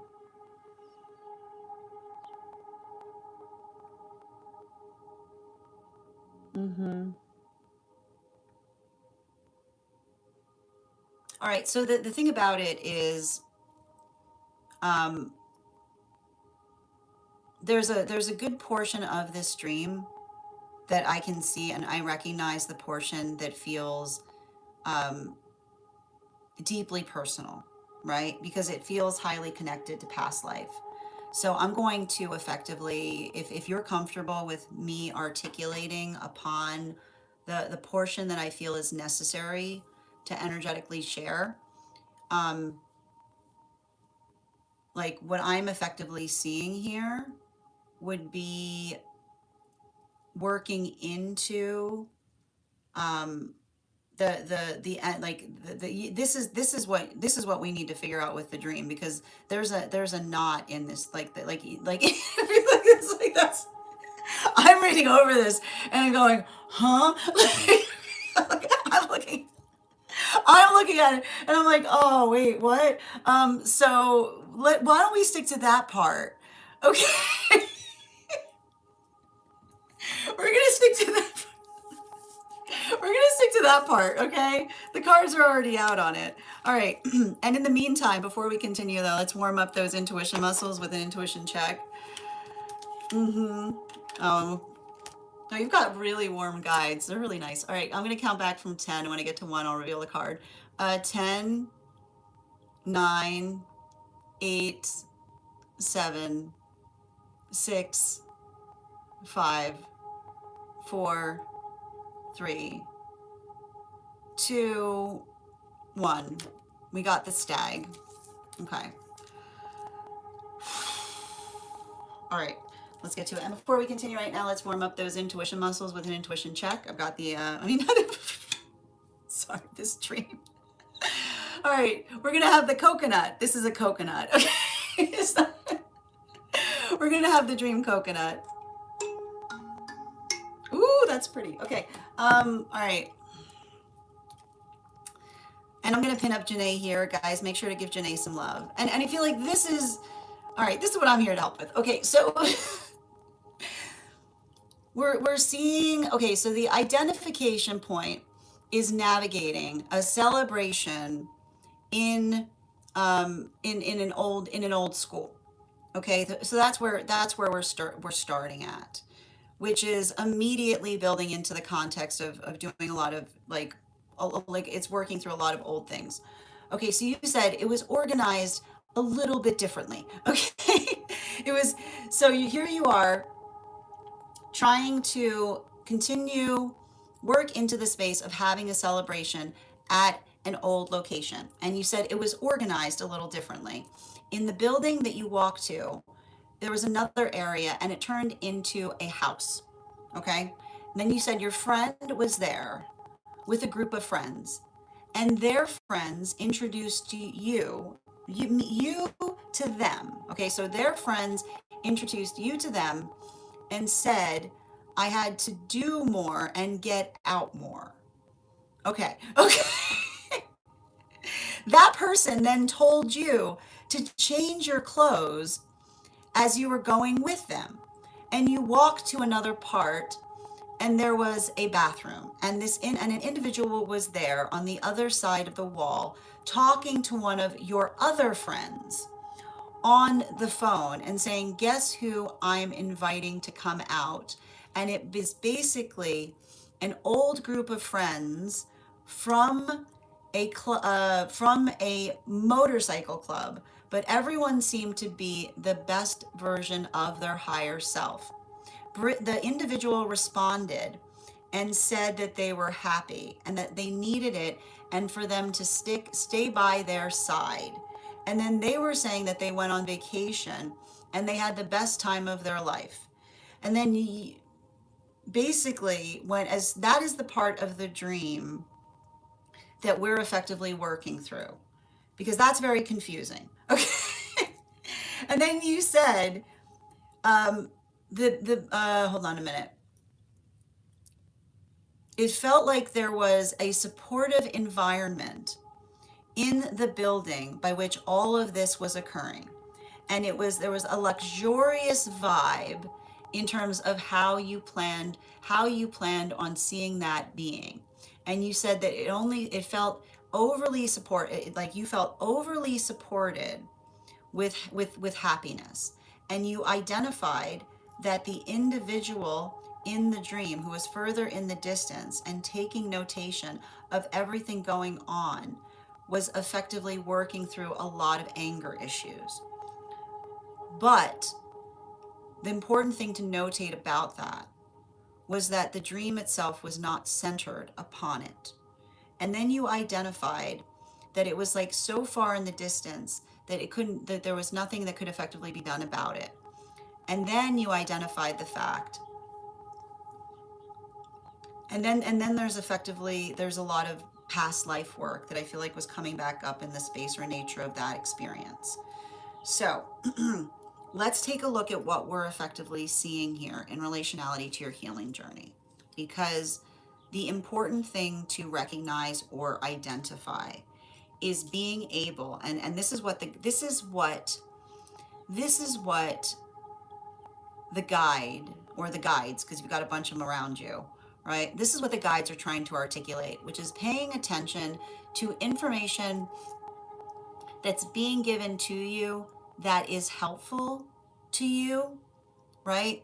Versus what, right? Versus what another person would ideally prefer that you do. Okay? And this is you basically navigating, like this is you kind of moving into a maturation journey, if you will, right? Because notice in the context of the space by which you're in that building, you identified that there was an individual there, like a friend, and you said a group of friends, right? And they introduced them to you, and someone said, and one person said first that you have to do more and get out more. Wait a minute, right? That's a weird thing to say, right? Because that is working into, and I like to point this out. I would not be surprised if you've got things that you need to prioritize right now, right? And this is potentially showing you the full shape of what it is that you're healing from, right? Because there's no friend, right? There's no friend that would, there's a good friend might say you need to get out more, right? A good friend might say you need to get out more because they recognize that it's energetically good for you. But the space or nature by which someone says that you have to do more, that doesn't sound like a friend now, does it? Right? Like that doesn't sound like someone looking for friendship. That's somebody looking for convenience. Right? That is somebody looking for pay attention to someone who only sees friendship through the perspective of convenience, by which another person says, you're not doing enough to make things more convenient for me. So that is the first thing that you're energetically seeing there. And that's why, right, and this is now you going through a lot of inner child healing as it relates to some relationships that you're healing from, right? Because then you see that same person tell you that you have to change your clothes because you were going with them. But here's what's important about that. You made a slip. You made a slip when you wrote the word clothes. You wrote, you have to change your clothes. You have to change your clothes. Do you see what you did there? Right? You have to change your priorities if you are going with them, right? So paying attention, the energy that articulates and identifies and says, in order to be able to stay energetic, being wary of energy that says, in order to be friends with an individual, you have to change your priorities to only be centered towards them, right? That is the full shape and nature of what you're potentially energetically healing from. The guides are your guides are really beautiful in the way that they're effectively showing that to you. And then you identified that you said you were going, there was a place where there was a bathroom, which is working through an intimacy wound, right? And you identified that the individual was in the wall talking to another person, right? And identifying that they were bringing you out with them, okay? And that, now you're starting to get to the understanding of the full nature of what you're healing, because you have to remember this is a shadow work dream. So you're seeing the full shadow work that's occurring. You're healing from the shadow work. And I want to point out, the individual showing you in this dream space, this might not necessarily be them, because often the space by which we see these things aren't necessarily the fact that we, like, sometimes the guys choose the guys that we would least expect it from, so that we can fully see it. So experiencing, and this is where the motorcycle club comes in, because what do motorcycles do? Motorcycles go places. So you are healing from relationships with energy that wanted to keep you as convenience, that didn't necessarily care about you, but rather knew that others cared about you, right? That you were effectively being tokenized in some way. So this is you healing from tokenization as it relates to an individual or a situation by which a person said, I'm bringing you with me because I know that another person likes you, or I know that something makes you feel energetically, like something feels more energetically appealing in the relationality of moving through it. So that is the identification point, right? In terms of them saying, right? Why did they say, what did they articulate? They said, stay by me and stick by my side, right? The observation of the observation of someone that's literally like, what are they doing in the dream? They're tokenizing you. They're saying, you stay with me, right? Oh, I'm telling everyone you're coming with me, right? They're putting too much of an importance point on the fact that you're energetically going to be there, right? And that's where a lot of that healing is coming from. And then you identified that the individual, right? The individual then said that they went on vacation and had the best time of their life, right? Because and here's the thing about it, right? The space by which, right? The space by which they're effectively, right? And this is what's important upon the vacation aspect of it, right? That's not energetically how we move through things. That's not energetically how we feel things. And the space upon it is the observation of building into healthy, right? Building into healthy relationality is working into the context of understanding. And I want to point this out from the beginning, right? The individual, like the space or nature by which like, I would not be surprised if you are working tirelessly on something. If you are in a situation by which you don't have a single minute to rest, or that you're working trying to find more minutes, because the state or nature by which it can sometimes feel very the observation, like you're working through Saturn healing, and this is why it's a maturation process, right? Because there you are, right there you are in the beginning of the dream looking for more minutes, right there you are looking for more minutes, and somebody says to you, you know what you need to do, you need to do more, right? Which can often feel like a wound.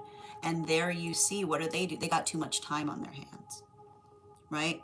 They've got too much time on their hands. They're looking for a vacation, right? They're looking for ways to they're looking for time, for places and spaces to spend their time, rather than effectively understanding and recognizing, right, how precious your energetic time is. So this is effectively, and this is why the guides were asking you to bring up the wound, because it does have something to do, potentially and especially in the context of the past relationship that you're energetically healing from. Because then this is where your divine counterpart's coming through. Your divine counterpart will be saying one thing and one thing only. How, I want you to write it down, okay? Because it's coming straight from your guides. How can I help you? Not you don't have, not you don't have. I bet that person in the distance, what were they saying? I bet they tried to sting you by saying you don't have time for me. Did they try to sting you by saying that you don't have time for them? I guess you don't have time for me. You leave, I guess you don't have time for me behind, right? You leave, I guess you don't have time for me behind, because the only sound that your divine counterpart will be saying is, how can I help you? How can I help you with that? How can I help you do more? How can I help you be more? How can I help you become, right? That is the work by which I see that a lot of that is happening. And it's hard, right? Because I see this energetic connection here. But I feel like the reason that your guides are coming through is because you're understanding, right? The guides are, I wouldn't be surprised if there was some kind of singing, because I keep on hearing your guides are singing a lot, but they're singing, like the song that they're singing is, how can I help you? Like they're saying, like that's what I keep on hearing. Like they're singing, how can I help you? Which is saying that that should be your guidance point in relationality to understanding the direction that you should be moving into, right? Like that is the sound of those that are there to energetically support you. And anyone that comes into, like anyone that comes towards you, I need to put this in your book. Like anyone that comes towards you going, I guess you, like, and here's the thing about it, like, I guess you don't have time for me.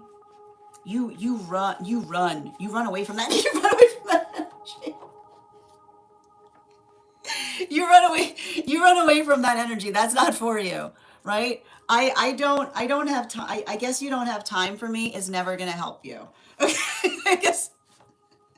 I guess you don't have time for me is never gonna help you. Okay, so make sure that you're holding on to that too. Where'd your book go? Give me a minute. I gotta write this down. It's important. Thank you. 1 second, dear.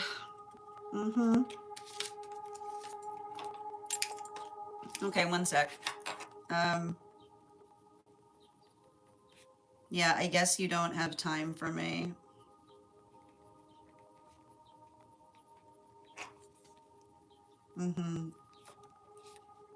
Yeah, it's yeah, I guess you don't have time for me. What they're actually saying is, I guess you don't have time for me is a gong, right? And how can I help you is a song. All right. Thank you so much, Janae, for having that reading with me. I'm going to write down these cards too for you, because I think that they'll be important. Temperance. Yeah. I'll just show you them too. And 9 of Swords reversed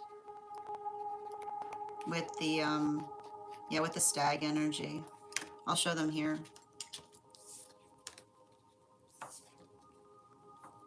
See? And then you've got here, like particularly with this stag energy, and that nine of swords. Okay. All right, let's continue right now. And thank you so much for having that read. Yeah, like they were intense cards. You saw it, right? All right, let's continue.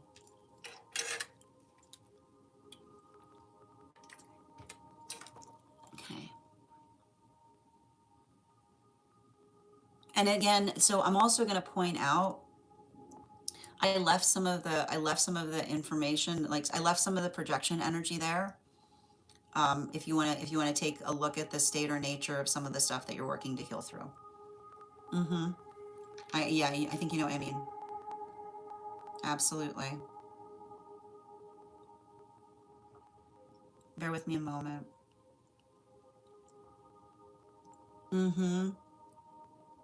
Yeah, there's a bunch of them. Like, there's a bunch of it's like, absolutely. Mm-hmm. The list is closed right now, Lisa, but if you want to get on the list for tomorrow, you'll be the second person read for. Mm-hmm. And Jockey, thank you for sharing the live. Always appreciate when you guys share the live.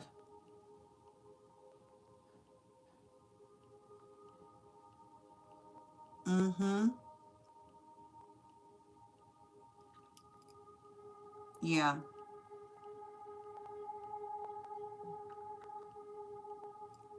Mm-hmm. It was so much. I'm shocked. I remembered all of that. Yeah. Mm-hmm. But you have to understand it has to do with it. You have to understand that that when we see vehicles in the dream space, it doesn't mean the same as what it does in the tangible space, right? So the observation of, right, the observation of that as a symbol, it doesn't speak directly to what it means in the tangible, but it's speaking towards the symbolic architecture of someone that's only looking at relationships in terms of where they can go, if that makes sense. Yeah, absolutely. Yeah, that's what it was. Thank you for confirmation. Oh, sending you so much support on that healing journey, dear. This is so accurate. Thank you for also receiving this message, Ed. Mm-hmm. Hi there, Esteban. Good to see you today. Yes, exactly. Okay, thank you for confirming about the fact that you don't have a lot of, like, your time is energetically precious. Yeah, absolutely. Mm-hmm. Yeah, the divine counterpart saying, "How can I help you?" Not. I guess you don't have time. Like, none of that. I guess you don't have time for me nonsense is what I kept on hearing. Yeah, they're giving you songs too. Thank you for confirmation. Yeah, I've been ignoring it. Yeah, that's all you can, like, and that's what I like. That's the best thing you can do about it. Yeah, sending you so much support on that journey, dear. Absolutely. Oh, I thank you. I do my best, and thank you for sharing the dream with me and sending you so much support on that journey. All right, we're going to continue right now. The next person on the list for today is Per. Per, if you're here, can you respond in all caps? Let me know if you'd like a general. I got you, Esteban. Good to see you today, dear. Hope you're having a lovely day. The list I'll read for those who are on the list. For those who are waiting for one cards, the list we have right now is Per, Nikki, and Esteban. And then we'll be moving into one card. So if you're sticking around here for one cards, we'll probably start them in about like the next 30 minutes or so. I got you. Ooh, we're doing another dream. A lot of dreams today. Mm-hmm.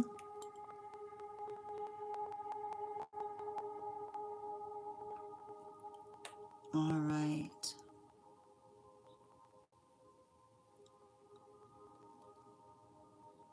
It's very impolite to speak about others in the third person. And so again, I have a very simple rule for those who are communicating in the chat space over on the place where we keep the videos. You have every opportunity right now to take your time to bring it to put good work on this planet, right? We have a very limited amount of time, and what we choose to do with it is helping us to understand the nature of our own journey. So if there's something here that you're not inclined to receive, you have the ability to be anywhere else.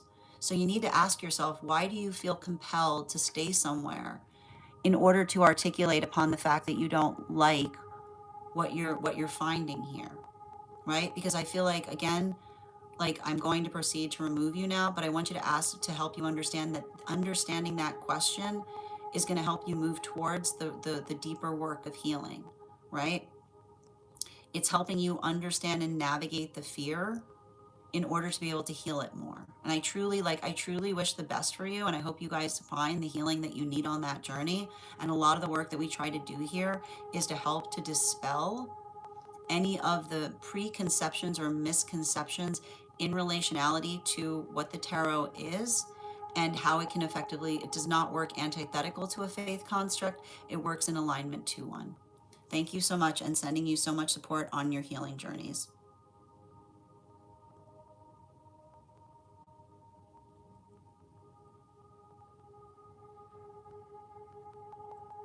And thank you so much, Daniela, for those gifts. I appreciate you.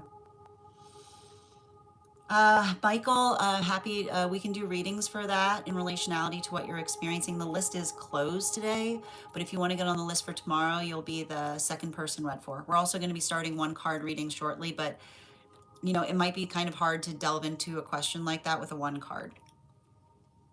Hi there, Patrick. Excellent. And thank you again, Rain, for the gifts. I appreciate you.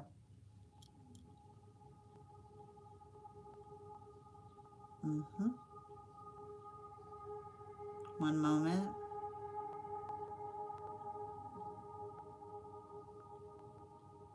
Excellent. Oh, I hope you're having a beautiful day as well, Daniela. Oh, I appreciate that. We'll be starting the one card shortly. Okay. All right, let's continue right now.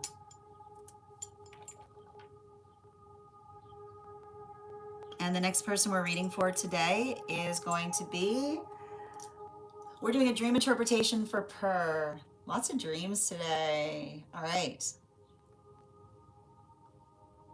All right, where are we? Let's see here.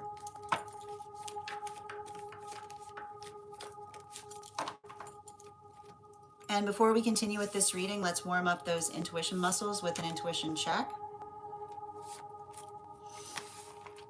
I've got the animal oracle cards here. We're going to count back from 10. And when we get to 1, I will reveal the card.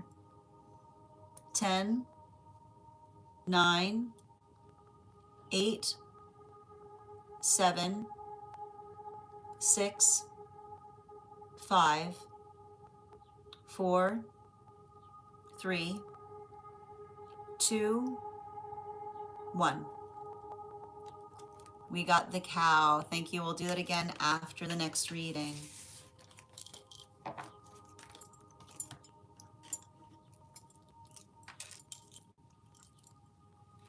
Tony, I'm sending you so much support on your journey. If you send me a private message in relationality to the need, I'm happy to post it in our mutual aid section on the disco. If you want to just include further information in relationality to it. Thank you. Absolutely.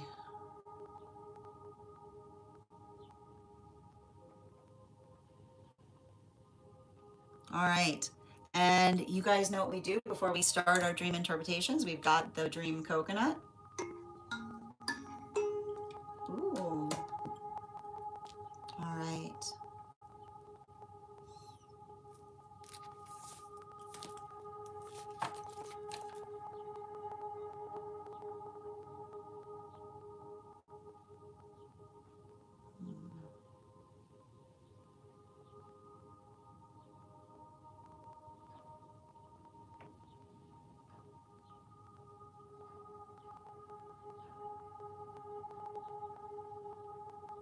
Okay. Outside tea for Per. And I'm going to pin you up here, Per. That's it's a very good way of putting it, Per. Absolutely. All right. And I'm going to pin up Per here, guys. Make sure you give Per some love. Okay.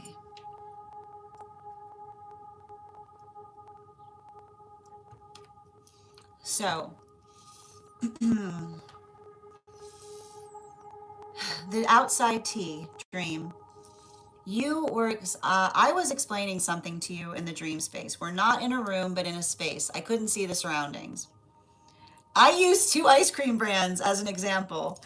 One of the brands was really expensive, and I knew that one. I'd never heard of the other brand, though.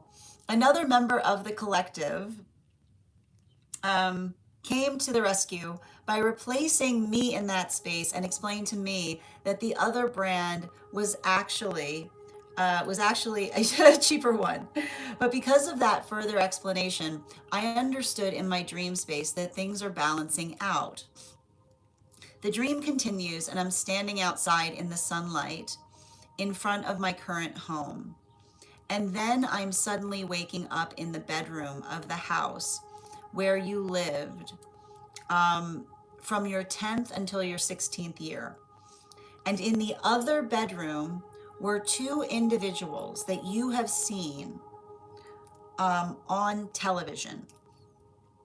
One individual has a calm personality, and the other, and more masculine inclined.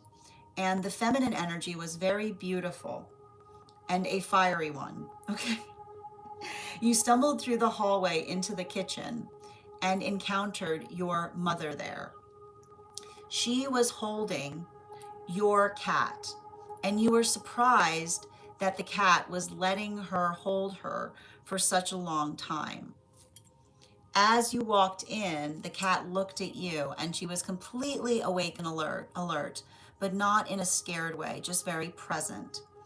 I asked my mom what she was doing, and she said she was trying to get the cat to try different kinds of food. Um, the cat themselves is a very picky eater and usually only likes one food that they're familiar with. On the counter, you saw a huge pot filled with black open shells. And you asked your mom, "You're already cooking, isn't it a bit early?" And she said, "No." Then the female that you saw earlier walked down the hallway towards you to let you taste from the prepared dish made from fish, and the plate was full of food. You ate a little. It was tiny, only about the size of an anchovy. And you woke up with the following lyrics and music. Um, La la la, whatever. La la la, it doesn't matter. Okay, perfect. Okay, can I please get 4 cards?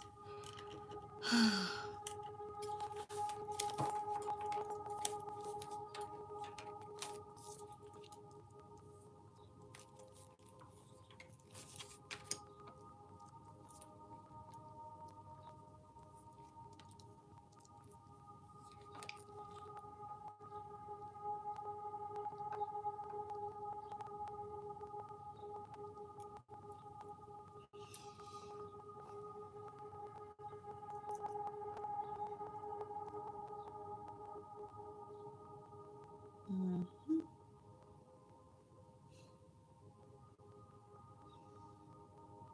Okay,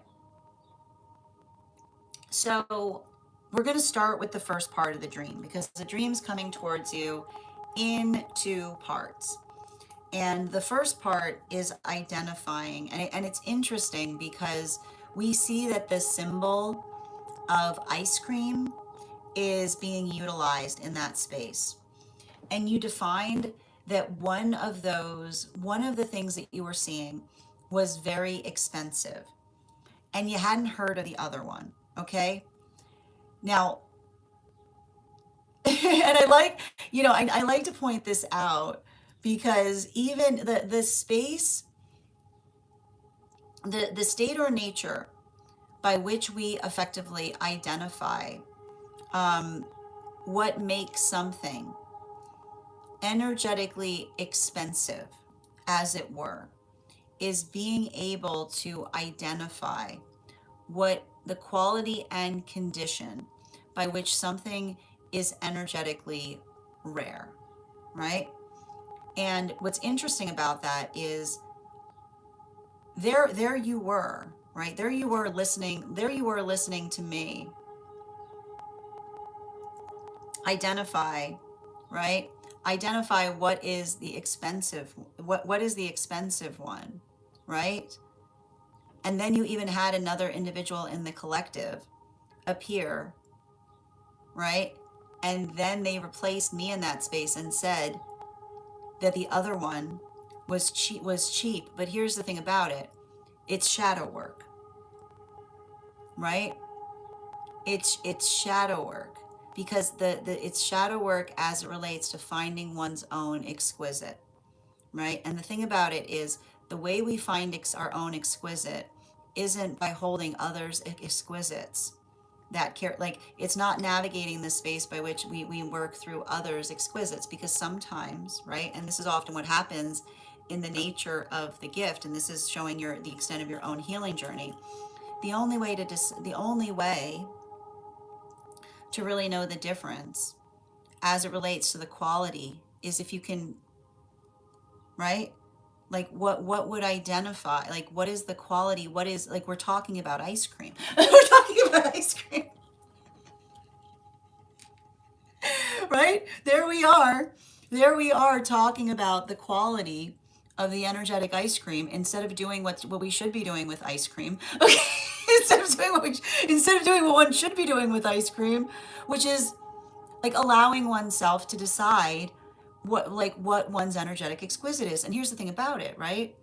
If I have a brand of ice cream, right, that I love, and even if it's not expensive, that makes it better. Like, that makes it better, right? Because it's not allowing others to stand in the way of your own, of trusting your own self to be able to find what you know or recognize feels, right, energetically exquisite to you. Okay, so this is you. This is how the guides see you right now. You're in the process of finding your exquisite. Okay, now starting from there, okay, starting from there, um, we're gonna look at the rest of the dream space, because you identified that it continues and you find yourself back in your own home. You find yourself in the abode. So this is working on the self. So now we're seeing you working on the self.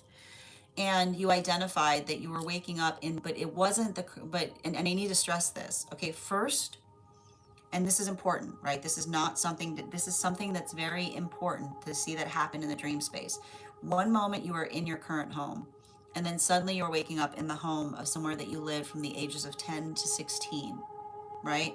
And that is you working upon healing an energetic intimacy wound that potentially one was navigating from that point.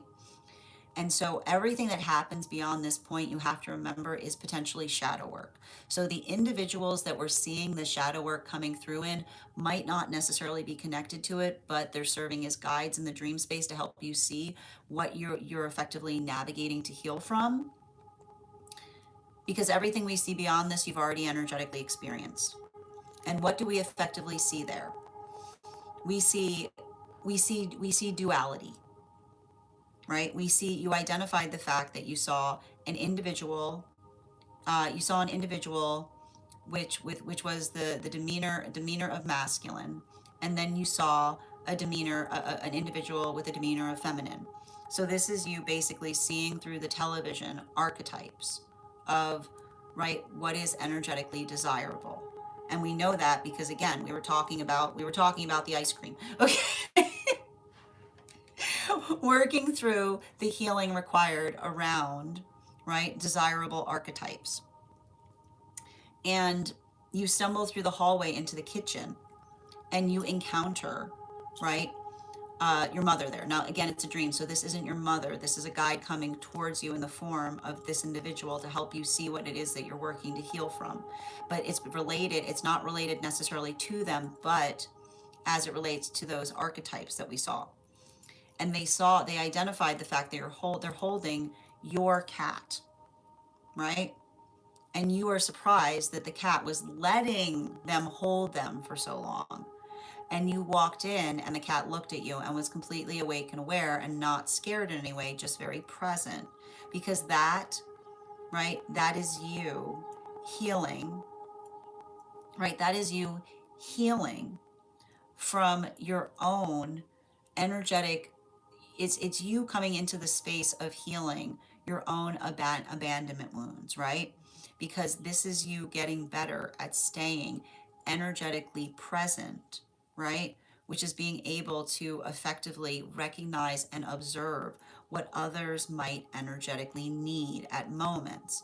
And that was you potentially communicating how they were doing. Now, I wouldn't be surprised.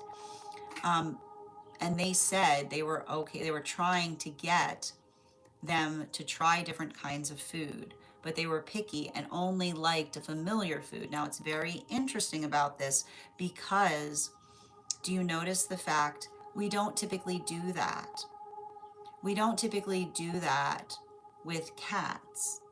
We do that, right? We typically do that with children. So what we basically see, okay, is working into, right? And it's interesting too, because we see here, like, this is you working, it's working into the observation of another individual, showing you a huge pot filled with open shells.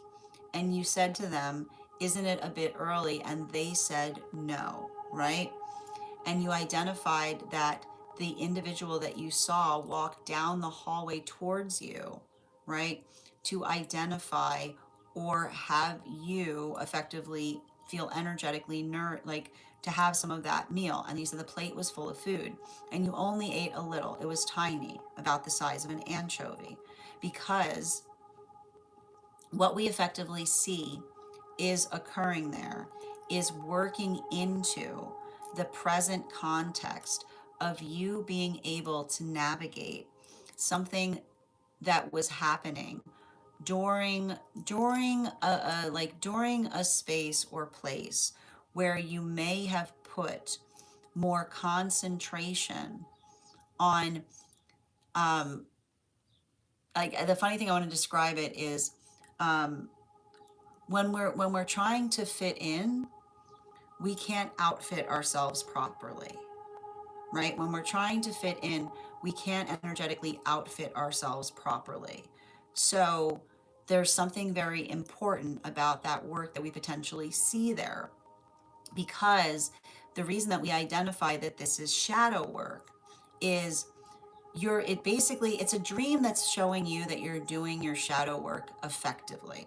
And when you're doing your shadow work effectively, then it's not the space by which you articulate or make a base judgment upon something without feeling somewhat informed about it, right? Because that is the and I wouldn't be surprised if there was something that was occurring in the space of those archetypes that you saw that was building into the feeling of strong opinions, but opinions that felt like they lacked fact, right? Because that's often what we see with strong archetypes, energy that just says this is the way it is, instead of identifying or looking into things further, okay? And so the state or nature by which you identified or recognized all of that work, right? All of that energetic work in terms of being able to, right? And this is what we like, and this is what we see is energetically supportive to us, right? The difference between someone that's in a space by which they're being supportive to, right, us finding ourselves, allows us the context of being able to effectively navigate or see many different possibilities in order to effectively identify what feels like it's energetically right for us, right? So that observation of being able to effectively work through that is the energetic autonomy, right? But the state or nature by which you can recognize that that was happening in a healthy way is the fact that you don't need to try too much of something to determine or to decide that it isn't necessarily the right thing for you. So this is effectively, this is basically energetic work that we see they're doing in terms of helping you heal. Now, as it relates to bottom of the deck on this, the thing about it is, and this is often what happens in relationality to working through the context of the difference between someone who cares about us, who feels like they know what is best, versus someone who blesses our perspective, right? Who allows us to be able to identify and to effectively move towards the things that are in energetic accordance to us. So I would not be surprised if there was like some type of work that you were navigating during that time, finding your own autonomy, that and here's the thing about it, and I want to point out, your guides were very, like, your guides were very conscientious in relationality to how they're bringing this towards you in the dream space, because it can go either way on it, right? Which is either feeling the restriction point in terms of feeling overwhelmed by choices, right? The restriction point that occurs when one feels energetically overwhelmed by choices versus the space by which one doesn't have any choices can sometimes feel exactly the same, right? So it's being able to take unified approaches to things that help us to be able to prioritize and identify what feels most energetically productive and supportive. So that's what we see is effectively coming through in this space, right? Is you being able, right? I feel like I wouldn't be surprised right now if, and I think we talked about this in the last stream that we did for you, right? When you don't, when you're too energetically reactive, right? It doesn't allow you to build into comprehension. So making sure, right, like making sure that you're energetically comprehensive as it relates to how you're energetically trying to do something in order to facilitate upon it being worked through in the best way possible. So there's something very energetically important in relationality to that. And I feel like a lot of that work that we're seeing there,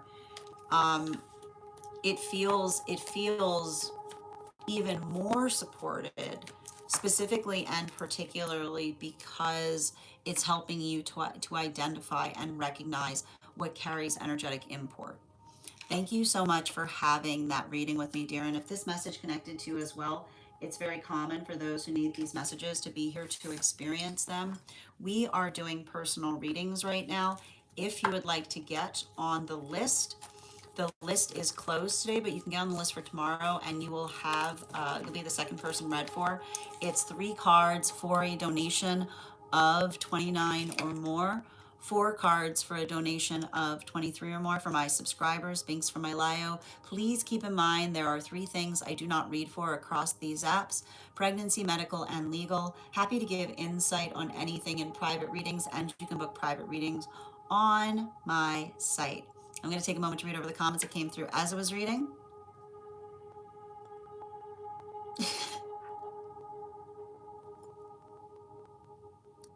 Absolutely.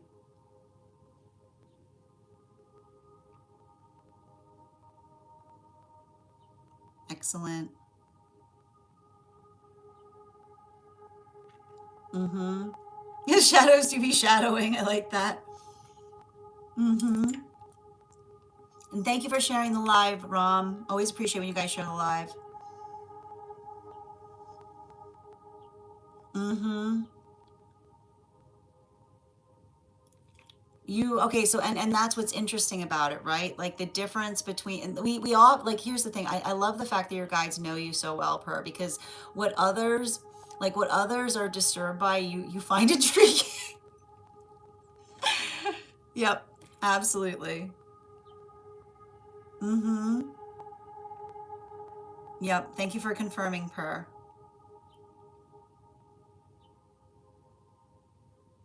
Oh, I totally see that, Per.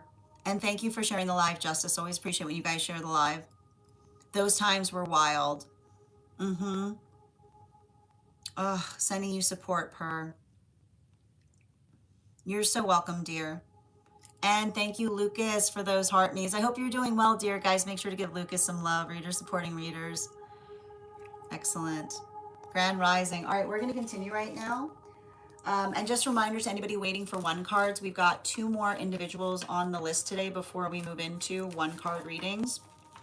And the next person we're reading for is, and if you'd like to be eligible for a 1-card, all you need to do if you're joining us on the Clock app is become a super fan. And if you're joining us on the place where we keep the videos, all you need to do is to become a paid member and you'll be entitled to 1-cards. Okay. I completely agree, Daniela. Absolutely. All right.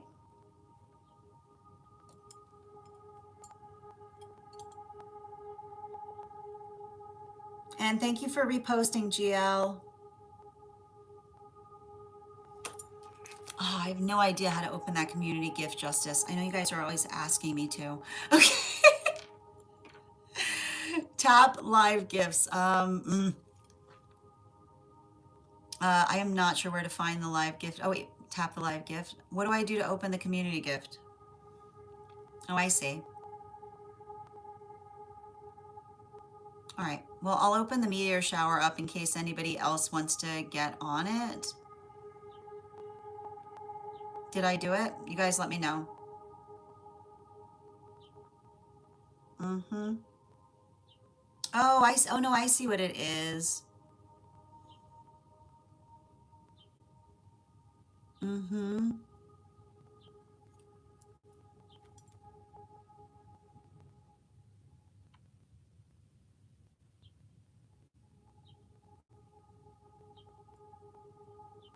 Okay. One moment, please. Oh, that's interesting. All right, 1 minute.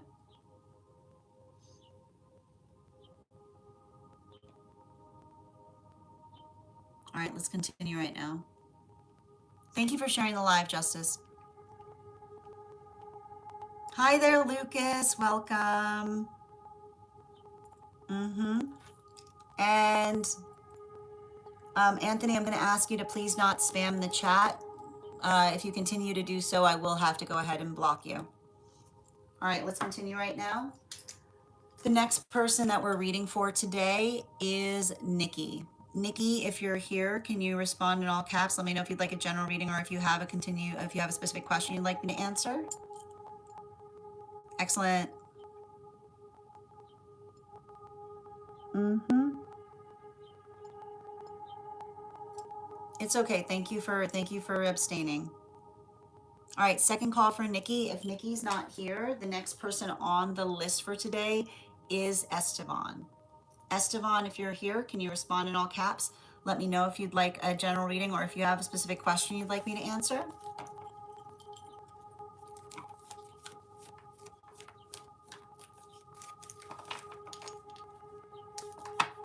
And for anybody who is waiting, if for anyone who is waiting for one cards, we're going to be starting them in about the next 20 minutes. Excellent.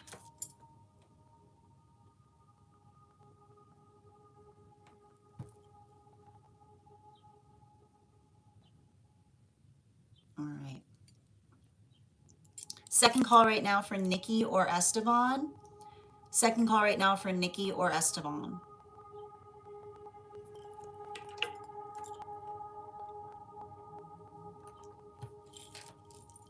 Hi, Yaz. Welcome. All right. Third call right now for Nikki or Esteban. Third call right now for Nikki or Esteban.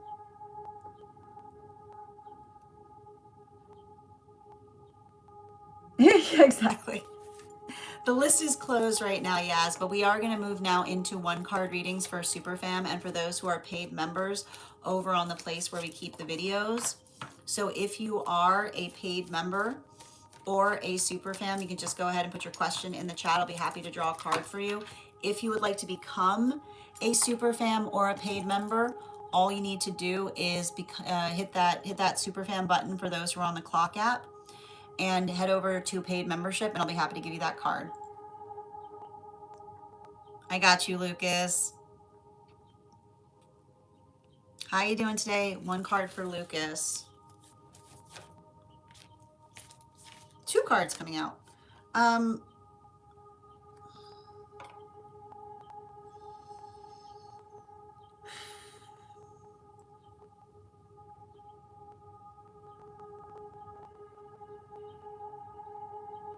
I feel like there's a lot of work I see that you're currently doing right now in healing from past hurt. You know?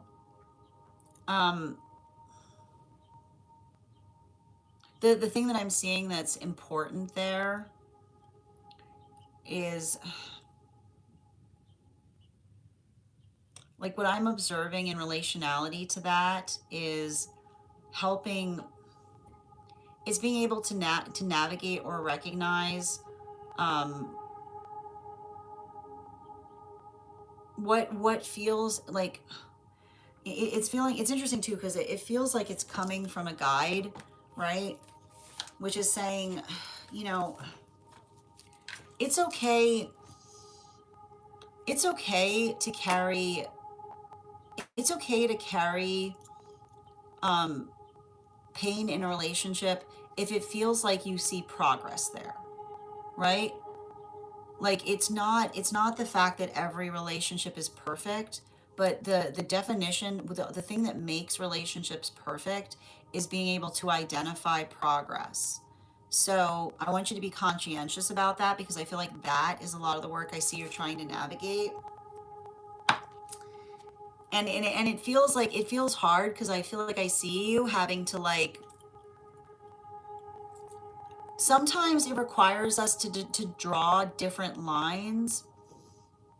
You know what I mean? You know what I'm talking about, right? You know, and it's like that's what I keep on like the message coming through from the guides is saying you are fully capable of knowing how to draw different lines, which is to say, not necessarily being hard lined about things, because here's the thing about it, and you I'm sure you know this, like hard line, when you're too hard line, you don't allow the shape or nature by which another person, right? Like you can tell the difference between, you can tell the difference between someone that desires to energetically heal versus someone who's just trying to be energy, the word that's coming through is like prognosticating, you know what I mean, but it's like somebody who like basically just wants to get, like someone who just wants to absorb your energy by getting you into like into a chat, like I'm getting like a chat battle, let's have a chat battle. Which is to say, like, you can understand, like, but that's what I keep on seeing, right? Like, you don't need to be in a space, you don't need to remain in a space if it doesn't feel like, if you don't feel energetically, if you don't feel like there's energy, something there capable of being healed, right? Like, that's what I keep on getting. Mm-hmm. Absolutely. Thank you for confirming. Yeah, exactly. You know what I'm talking about. Thank you for having that reading, guys. Make sure to give Lucas some love. Readers supporting readers. Alexandra. Oh, Lord. We got this transverse Ace of Cups coming through.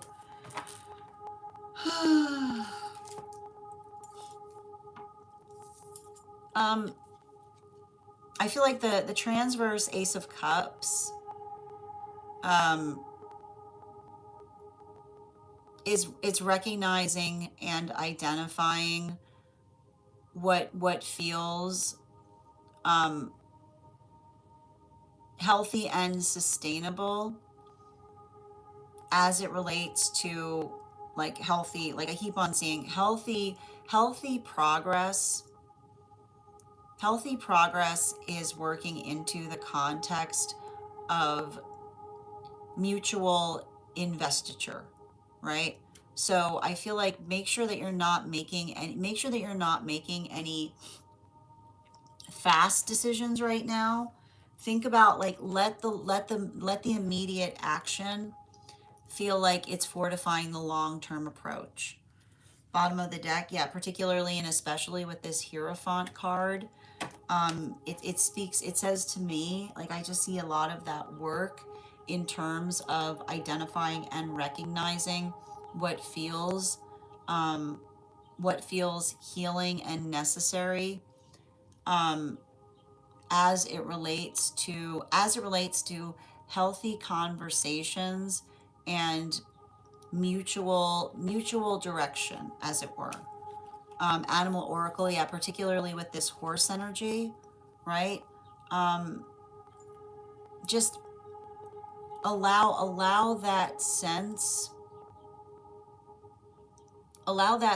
or space of allow that sense or space of reliability to to move you through things in terms of being able to identify and recognize um, your own capacity or ability to articulate upon what it is that you're trying to do in the best way possible is what I keep on seeing. Mm-hmm. I got you. Absolutely. And continuing, how you doing today, Andrew?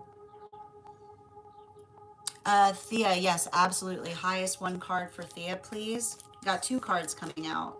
Um, Make sure that you're explaining to another person, make sure you're explaining to another person what it is that you're trying to do and why you're trying to do it, is what I keep on getting. Like it's saying to me, like, let your intentions guide your action. But the thing about it too, like,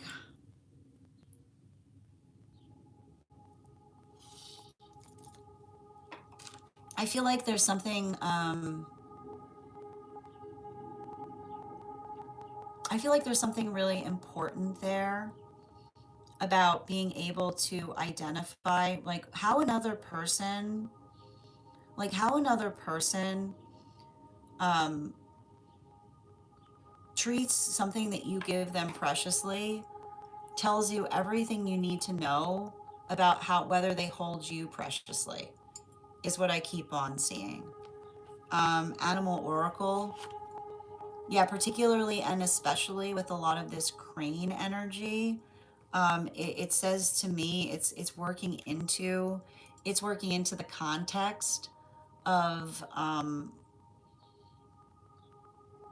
helping others through things, but not just helping others through things, um, helping others understand that your time is precious, is what I keep on getting, right? When others recognize that our time is precious, they don't take it personally when we're using it as preciously as we need to, is what I keep on seeing. Yeah. One card for It's My highest, please. Um, I just keep on seeing work that you're doing in building healthy routines for yourself, or being able to understand what it means. I keep on hearing um, setting yourself up for success is doing work ahead of time, is what I keep on getting. Bottom of the deck, yeah, particularly with the Ace of Wands. Um, Focus upon how to better give yourself bandwidth. Yeah, particularly and especially with the Blackbird energy. Being able to articulate to another what you need in order to be able to do something as successfully as you intend to do so, right? It's giving me a lot of that. It's giving me a lot of that amplification in terms of being able to articulate or speak to things in a way that allow it to, like, I just keep on seeing. It also feels like you helping someone if they have a hard time with that, in terms of building their own schedules, or maintaining some type of schedule with them, is what I keep on seeing.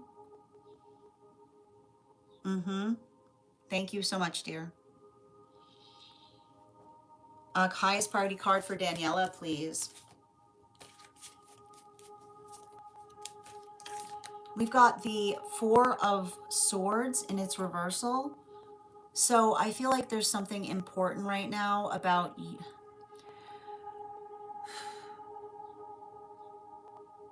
make sure that you're writing down your dreams, because this feels like some kind of message from someone in spirit to let you know that you're not alone on something. Yeah, especially with the 10 of Pentacles in its reversal, right? Like it's giving me a message like spirit's got your back on something, especially if you're worried about it. Yeah, and this bull energy, you know? Like it says like you're not being too tough about something, is what I keep on seeing. Right? I keep on hearing tough circumstances require like fortitude, was is what I'm getting there, Daniela. And the guides see how strong you're being as you're working towards something. Mm-hmm.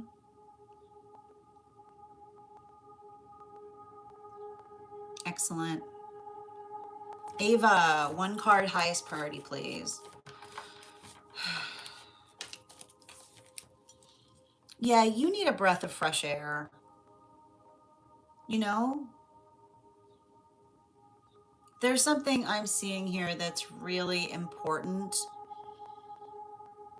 in relationality to, I keep on seeing, like, yeah, like this King of Pentacles in its bottom of the deck with like Knight of Wands, like, don't,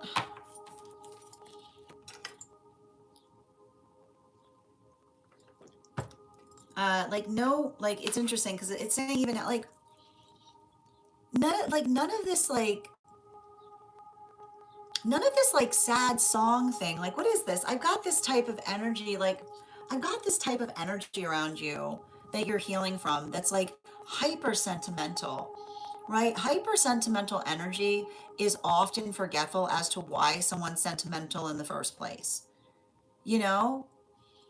Like it's honestly when we're able to build into accountability, there's usually very little sentiment involved because we're able to identify or recognize what we're working to actively change. So just let that effectively speak towards what you're doing right now, but not just like, not just in the space by which you're speaking towards it, but in the way by which you're able to take practical, like, like practical solutions about it, right? Like I just kind of see you in that state of just being able to work to heal, but also in the space by which you're healing, helping another person see or identify like what feels necessary versus what they're holding on to that might not necessarily feel productive or helpful.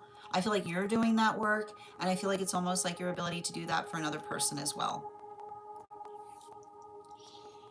Mm-hmm. It's interesting, like the message is coming through from one of your guides is remember that you're practical. Melissa, one card on high priority. This feels positive. This feels like I see you coming towards stable energy, or energy that knows, like energy that's able to identify what it means to do something in a stable, supportive fashion. Bottom of the deck. Yeah, especially with that Nine of Pentacles in its reversal. Um, let the standards guide you. If you're setting new standards in terms of how you're doing things, if another person can't maintain those standards, that's that's not something that they're doing to, that you're doing to them. That's something that they're doing to themselves, is what I keep on seeing. Yeah, I'm sending you support on that journey, Daniela. Confirmation on it. Mm-hmm. But that's okay. That's why, like, if that happens, I want you to start keeping a pen and paper handy by your bed. Even if it doesn't come through, just write down no recall because you want to get yourself in the habit. Okay? Have a wonderful day, Per. Mm-hmm. Um, the energetic significance of them there. Yeah, as it relates to you. So for Nicole, it says to me, again, we'd have to kind of delve into. Um, we'd have to delve into it a little bit because it says to me that I see somebody like it like this card often identifies a past life issue for me when I'm reading into it, especially when it comes to the dream space. You got two cards bottom of the deck.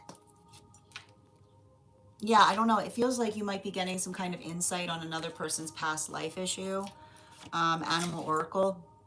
Yeah, like that's confirmation there with the like what one is able to work through versus what one effectively arrived here with. Have a great day, Thea. Thank you for confirmation, Lucas. Yeah, I know it takes a lot, especially for that type of energy. Yeah, I get it. Mm-hmm. Alexandra. Yep, we already drew your card there. Avatar. Highest party for Avatar. Just ask yourself, like, how do, I mean, there's nothing wrong in asking something that is towards your purpose and alignment, right? If something's aligned to you, it's not going to move you away from your purpose. Bottom of the deck. Yeah, especially with this Empress energy. Like when we care about each other, right? I feel like you're dealing with another person's unwarranted distress, which is having to let another person know, right? The state or nature by which you have to let another person know, the space by which another person is trying to get information on you by expressing the fact that they're concerned about you, right? Yeah, like pay attention to how, I keep on getting, pay attention to how someone will try to get information about you by trying to articulate that they're concerned about you, right? It's not, it's often like, that's why we articulate when that occurs. That's why we often articulate to another, um, whether we, whether we feel energetically, whether we feel energetically, like we don't like this way. It's a continue, like we don't, this is why we don't talk about each other, right? Be like that, like when you have a conversation, that could be something coming towards you. Be like, oh, it sounds like something you should talk to them about, right? Absolutely.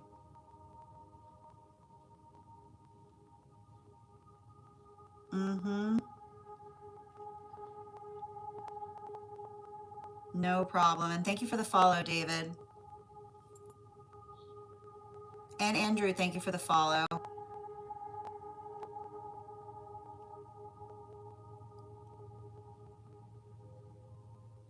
Ivana.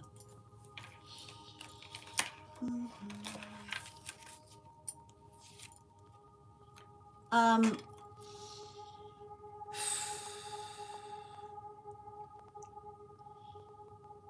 I feel like there's something important in meditation as it relates to connecting to your guide to help you like strengthen or facilitate communication there. Bottom of the deck, yeah, especially with the world.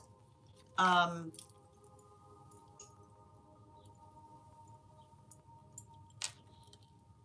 oh, you know what the dream was saying? Something that you might receive now might make sense later, right? So just get it all down, because what are you effectively seeing? You're seeing the fact that something that you were like, I have no idea what that was about. Now you're like, oh, right? So trust, like recognize that there's something about your gift that's connected to I get it now, which is potentially having to hold on to things for a bit until you're actually able to arrive into understanding of it. It could have something to do. Um, it has something to do. It's actually interesting. It feels like it's connected to your Scorpio placement. Mm-hmm. Hold on, I'm gonna write that down.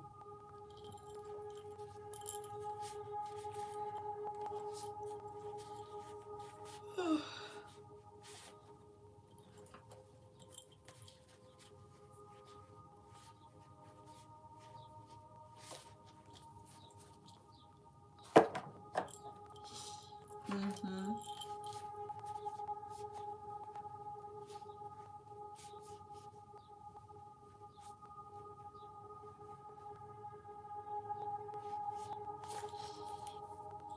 Mm-hmm.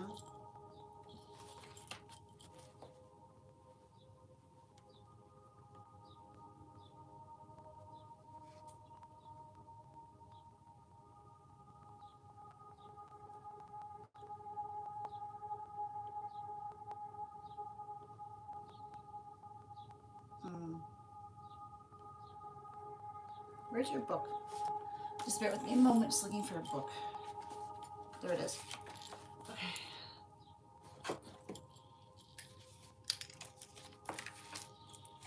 Um,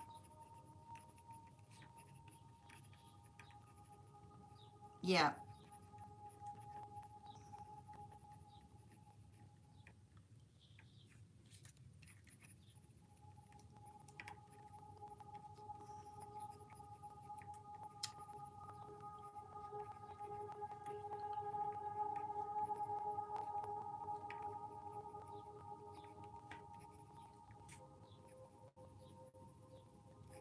Okay. And make sure that you're taking down the dates and the times when you're receiving the messages. Okay.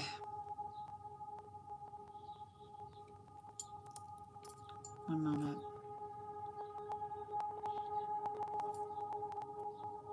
Oh, that's okay. Thank you for confirming. Yeah.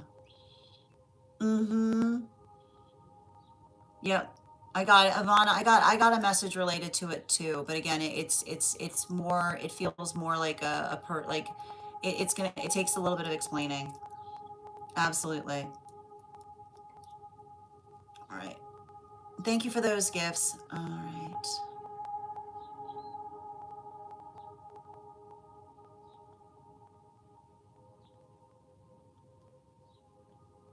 Okay. Excellent. Mm-hmm. No problem, Esteban. We can do the reading today. Mm-hmm. You're welcome, Ava. We're doing one cards right now. How you doing today, Ruby? Good to see you. The list is closed today, Yaz, but if you want to get on for tomorrow, you'll be the second person read for. Mm-hmm. Yes. Highest priority for Yaz, please.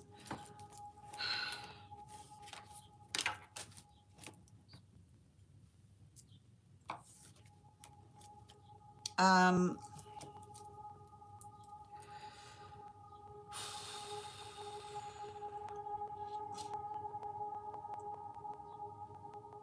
Make sure that you're hydrating a lot right now. I know that there's something there that's very important. Um, because I feel like I see you. Um, I feel like I see you going through an expansion point right now that may require a lot of rest. But I also think that one of the things, yeah, like again, like temperance energy, which is saying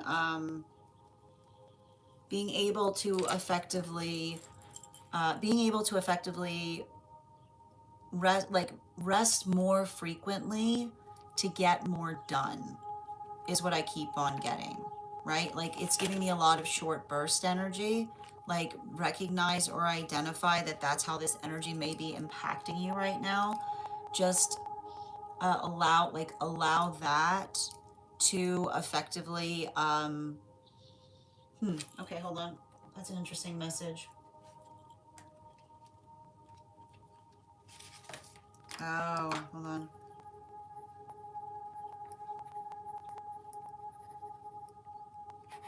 Yeah, make sure that you're writing. I think that make sure that you're writing down any ideas that you may be getting during this time, because it feels like very intense energy for you, is what I keep on seeing. Yeah. One card for Ruby. Um,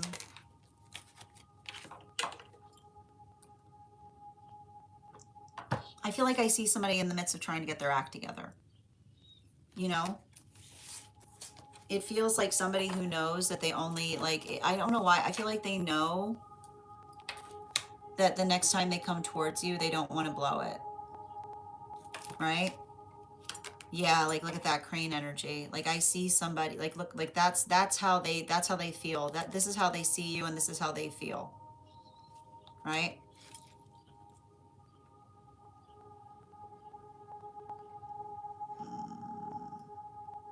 Okay. No, please. Excellent.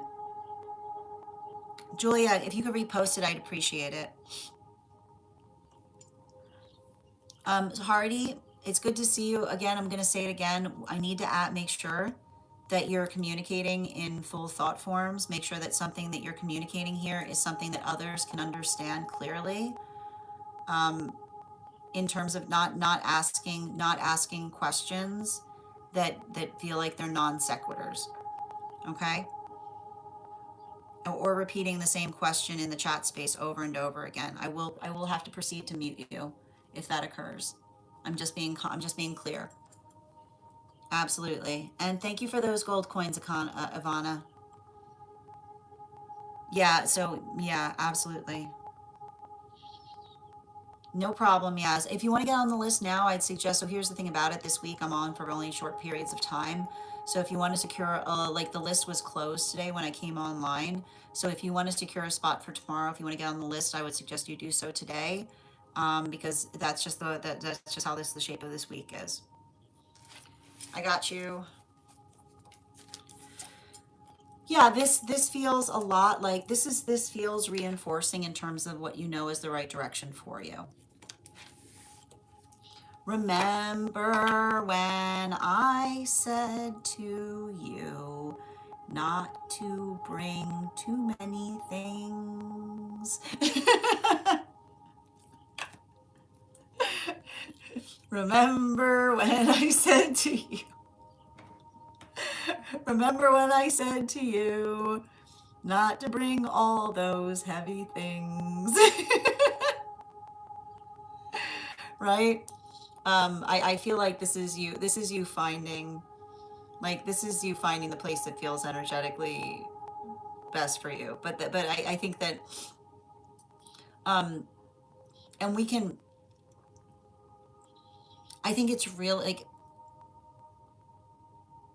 I gotta point out, it feels like there's something about the location you've been at that almost feels like, I keep on, it's very interesting because I'm reaching out to your guides to ask why the necessity in terms of going where you were.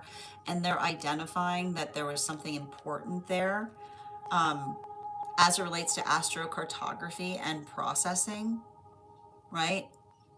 I think that that's really important. So yeah, okay, you got this. Good. I'm glad that you got. I'm glad that you got the same mess. Okay, thank you. Let that be confirmation on the message that you were effectively receiving, right? Mm-hmm. Yeah, like it's saying to me that that was the space that you had to be in so that you could go to another place on the surest foot, right? Like that was you finding sure footing. Thank you for confirming. Yep, absolutely. All right, let's continue right now. Thank you. Um, if the next person we're reading for today is Estevan. Estevan, if you're here, what's got you all twisted? Okay, Estevan, if you could let me know if you'd like a general reading or if you have a specific question you'd like me to answer.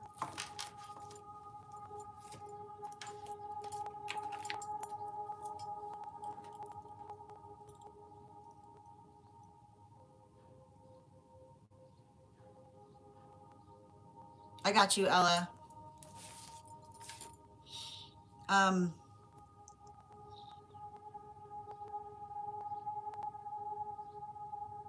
yeah, you know, there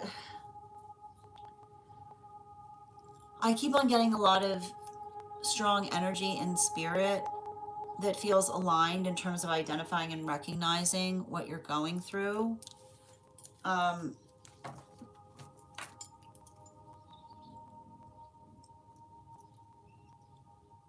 and the message I'm getting in relationality to something is like there's no he said, she said when we know each other, right?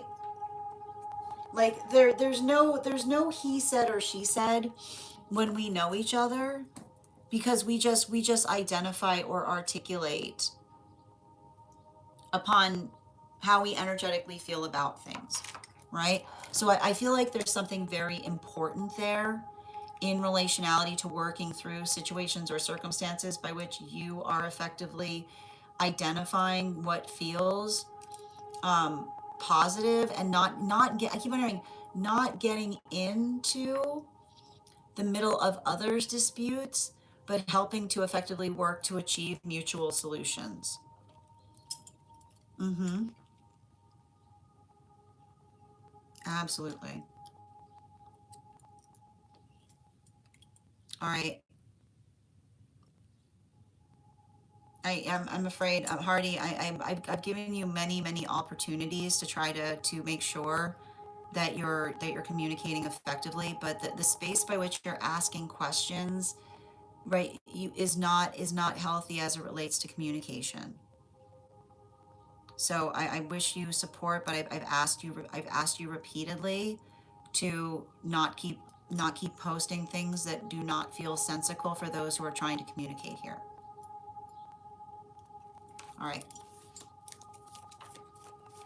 And thank you so much for sharing the live, Milagros. Always appreciate when you guys share the live.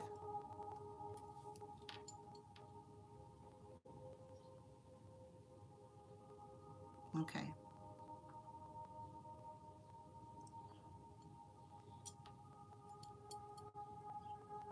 I've got you, dear.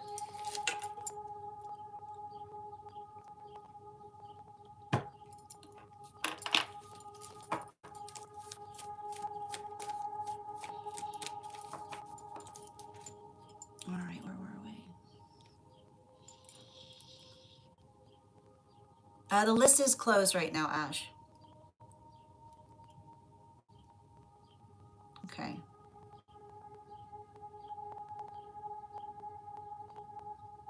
And I'm going to pin up Esteban here.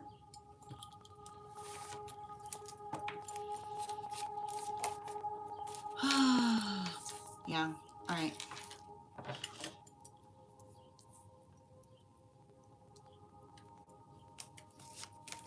Mm-hmm. Whoa, these cards, man.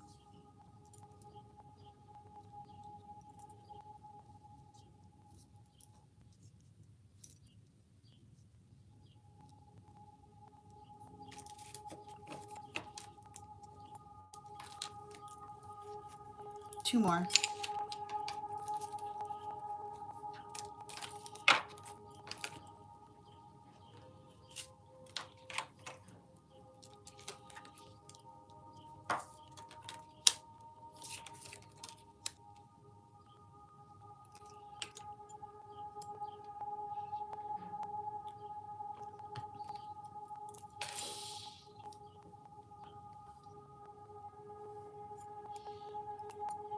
Mm.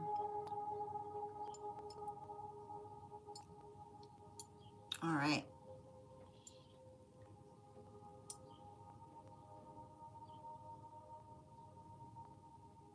You know, the message I'm seeing that's coming through upon something is working into the context of helping others through their own, like helping others through their own sense of the message. It's interesting because it's coming from an ancestral about what feels like it's helpful in terms of how we can help another through their self-doubt versus someone that's effectively consumed by their self-doubt, right?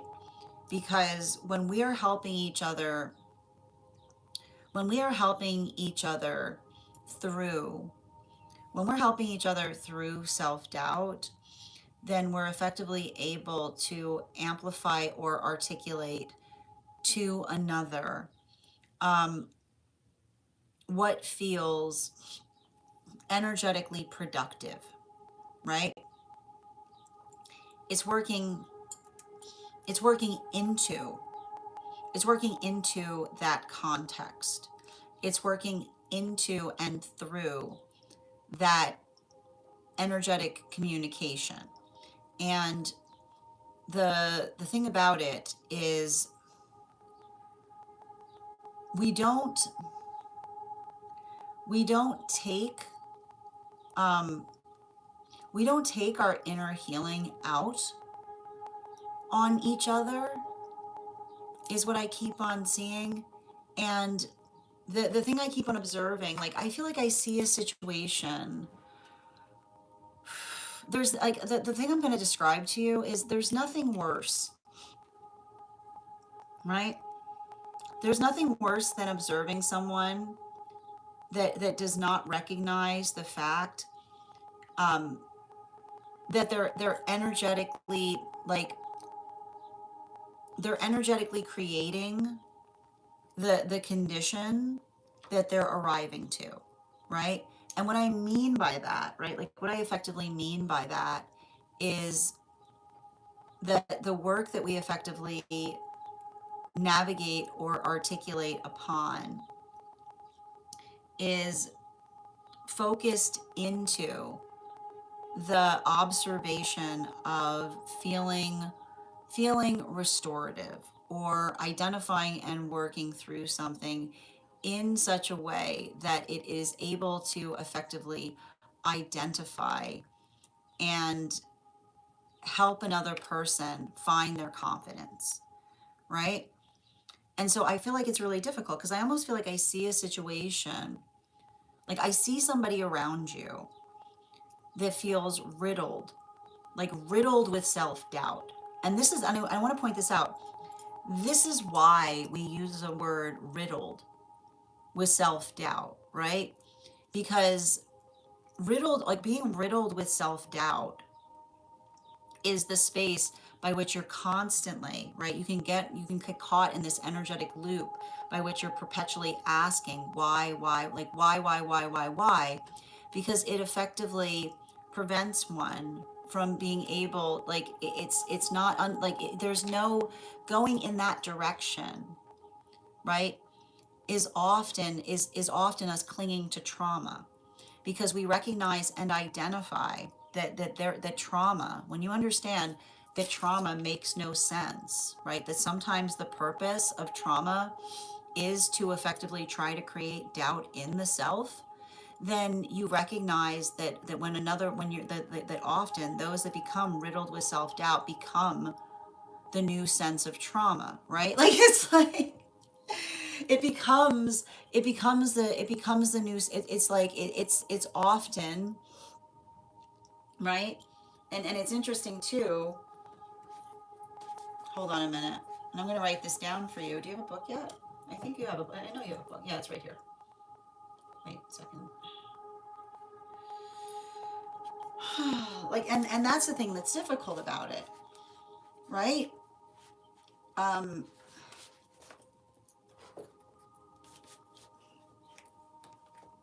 yeah, there we go. Mm-hmm. Like it's just working into that, it's working into that context.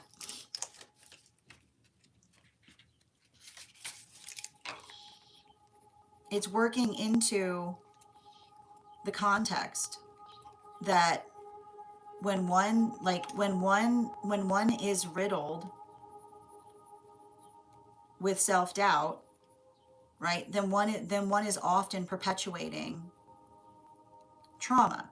And but it's also important, right? Because you need, right, you need a little bit, you need a little bit of healthy, right? You need a little bit of healthy, like, and this is the word I want you to understand is scrutiny, right? Because when we are doing things, and this is what's beautiful, when we're doing things and we're being energetically careful, okay? When we're doing things and we're being energetically careful, then we can navigate, like, the space by which, like, that is us applying healthy scrutiny to things, right? Which is allowing for the observation of effectively doing something in a way that allows it to be, right, navigated in the best way possible. However, right, when another person is just overly obsessed with doubt, right? Like it's that doubt that comes in the form, right? It comes in the form of over questioning everything, right? And it doesn't allow anything productive to happen. So I feel like there's something important about that, right? Because I keep on getting um like your observation of helping another person, like you are a profound blessing, is what I keep on getting. Because I see that if you're doing that, the most important thing you can do is remember, if you're embodying that, you're helping others find their confidence too. Right?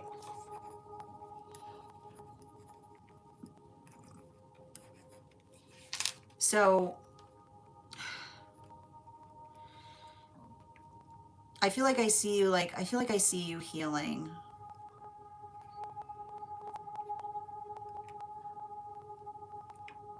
From someone deep within, someone deep within a fear-based mindset. But and here's the thing about, and I think that you know this too, because the thing about a fear-based mindset is a fear-based mindset is only a fear-based mindset if it hasn't happened to them.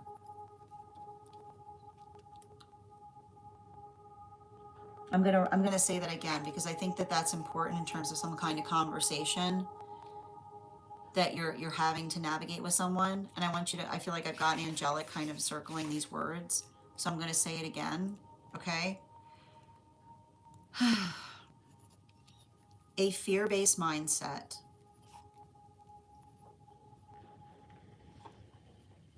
is only a fear-based mindset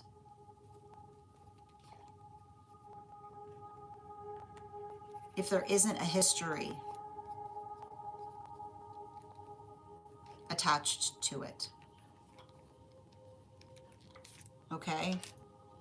Which means that the ability of being able to say to another person, right? The ability to be able to say to another person and understand the context by which they carry fear, right? The most important thing, that's the most beautiful thing about our fear is when we introspect in our fear, the healing's there. Because either we recognize that the fear, right, that the fear is unstable, right, and has something to do with another person who effectively gave their fear to us, right? The unstable fear versus the fear versus the fear we carry that becomes our armor, right? Because we can articulate that it's based on actuality, right? It's based on the actual.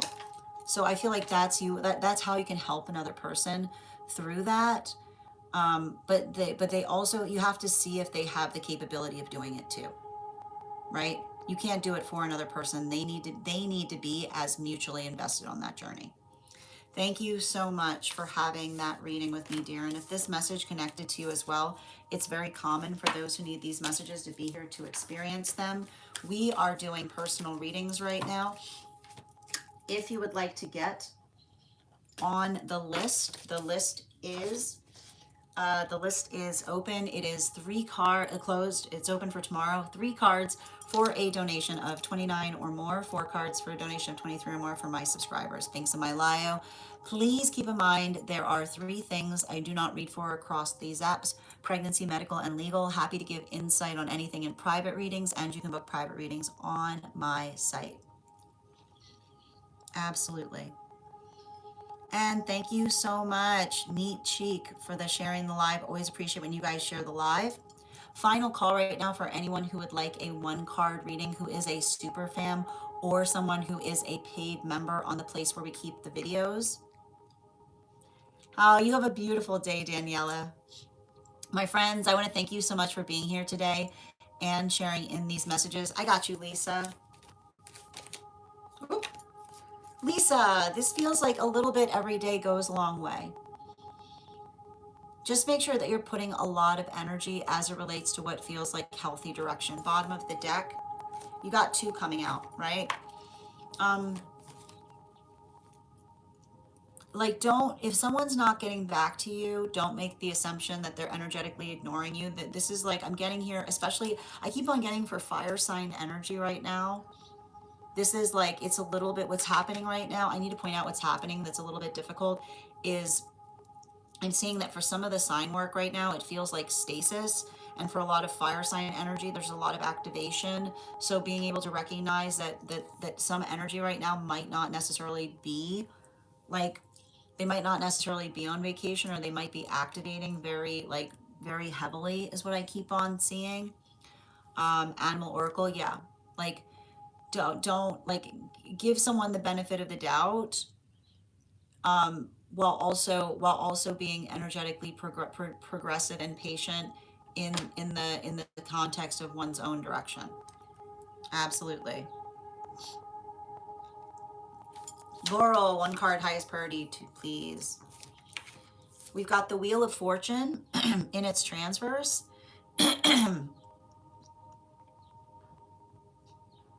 You've got this like super pragmatic energy around you every time I read you.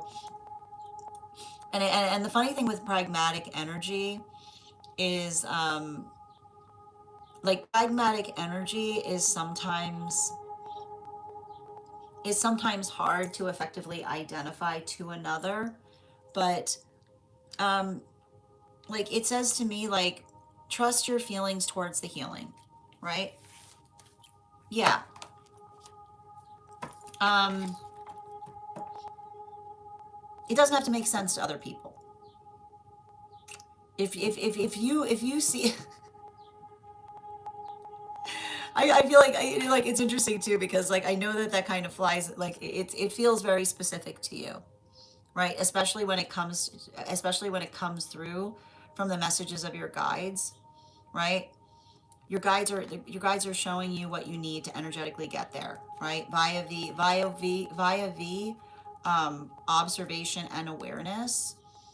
And I feel like that if you're seeing situations like that, you're not you're not missing on things. um like they're saying, like, I don't know why you're worried about missing the point on something, but they're saying that it says to me like they're giving you a vote of confidence in terms of trusting yourself, in terms of what it is they're trying to communicate with you to you, you know. Like it just says like it says like follow your gut to a certain extent, right? It feels very connected to that. Absolutely. Thank you for confirming. I got you one card for Bridget.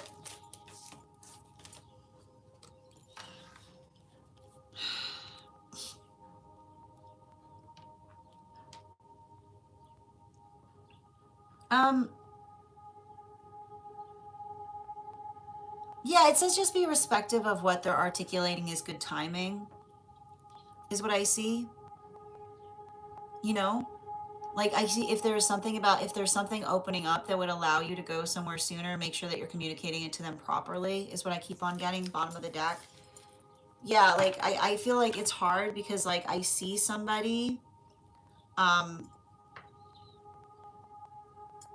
I feel like I see somebody that's trying to, like, hold energy, like it's saying to me, like, I feel like I see somebody trying to, um,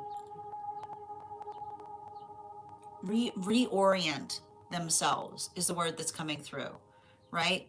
So, like, I feel like you have to say, like, whenever you're done, whenever you're done your reorientation, like, giving someone a window and being like, this is when I can come.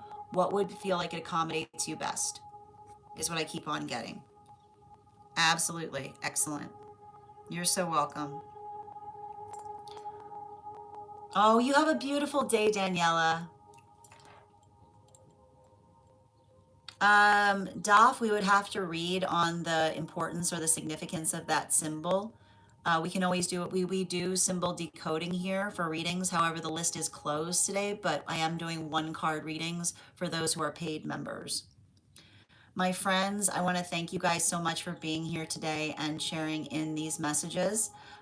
We will be, if you became a super fam today, welcome. I would encourage you to head over to our super fam only disco channel, introduce yourself to the collective. You'll also find there a special coupon code in the perk section that will give you a discount to our tarot class subscription program. Our next class is tomorrow at 5:30 p.m. PST, 8:30 p.m. Eastern. We're going to be continuing our studies into the tarot with a focus on the 2 cards of the minor arcana. We will be back on tomorrow at our standard time, 7:30 a.m. PST, 8:30 a.m. Eastern. If you 7:15 a.m. PST, 8:15 a.m. 8. Jeez Louise. 7:15 a.m. PST, 10:15 a.m. Eastern. If you would like to get on the list for tomorrow, you'll be the second person read for. You also have priority, which means you'll be read for before we start 1 cards. And you can sign up directly for the event tomorrow and register to make sure that you catch me when I go live. I want to thank you guys so much for being here today and sharing in these messages. Huge thank you to my followers, old and new. Thank you for being here and receiving these messages. Huge thank you to my subscribers. Your ongoing support means the absolute world to me. And the biggest thank you to each and every one of you. I hope you guys have an absolutely beautiful day. Please take care of yourselves. Please take care of one another. And we'll do this again tomorrow. Have a great day, everyone.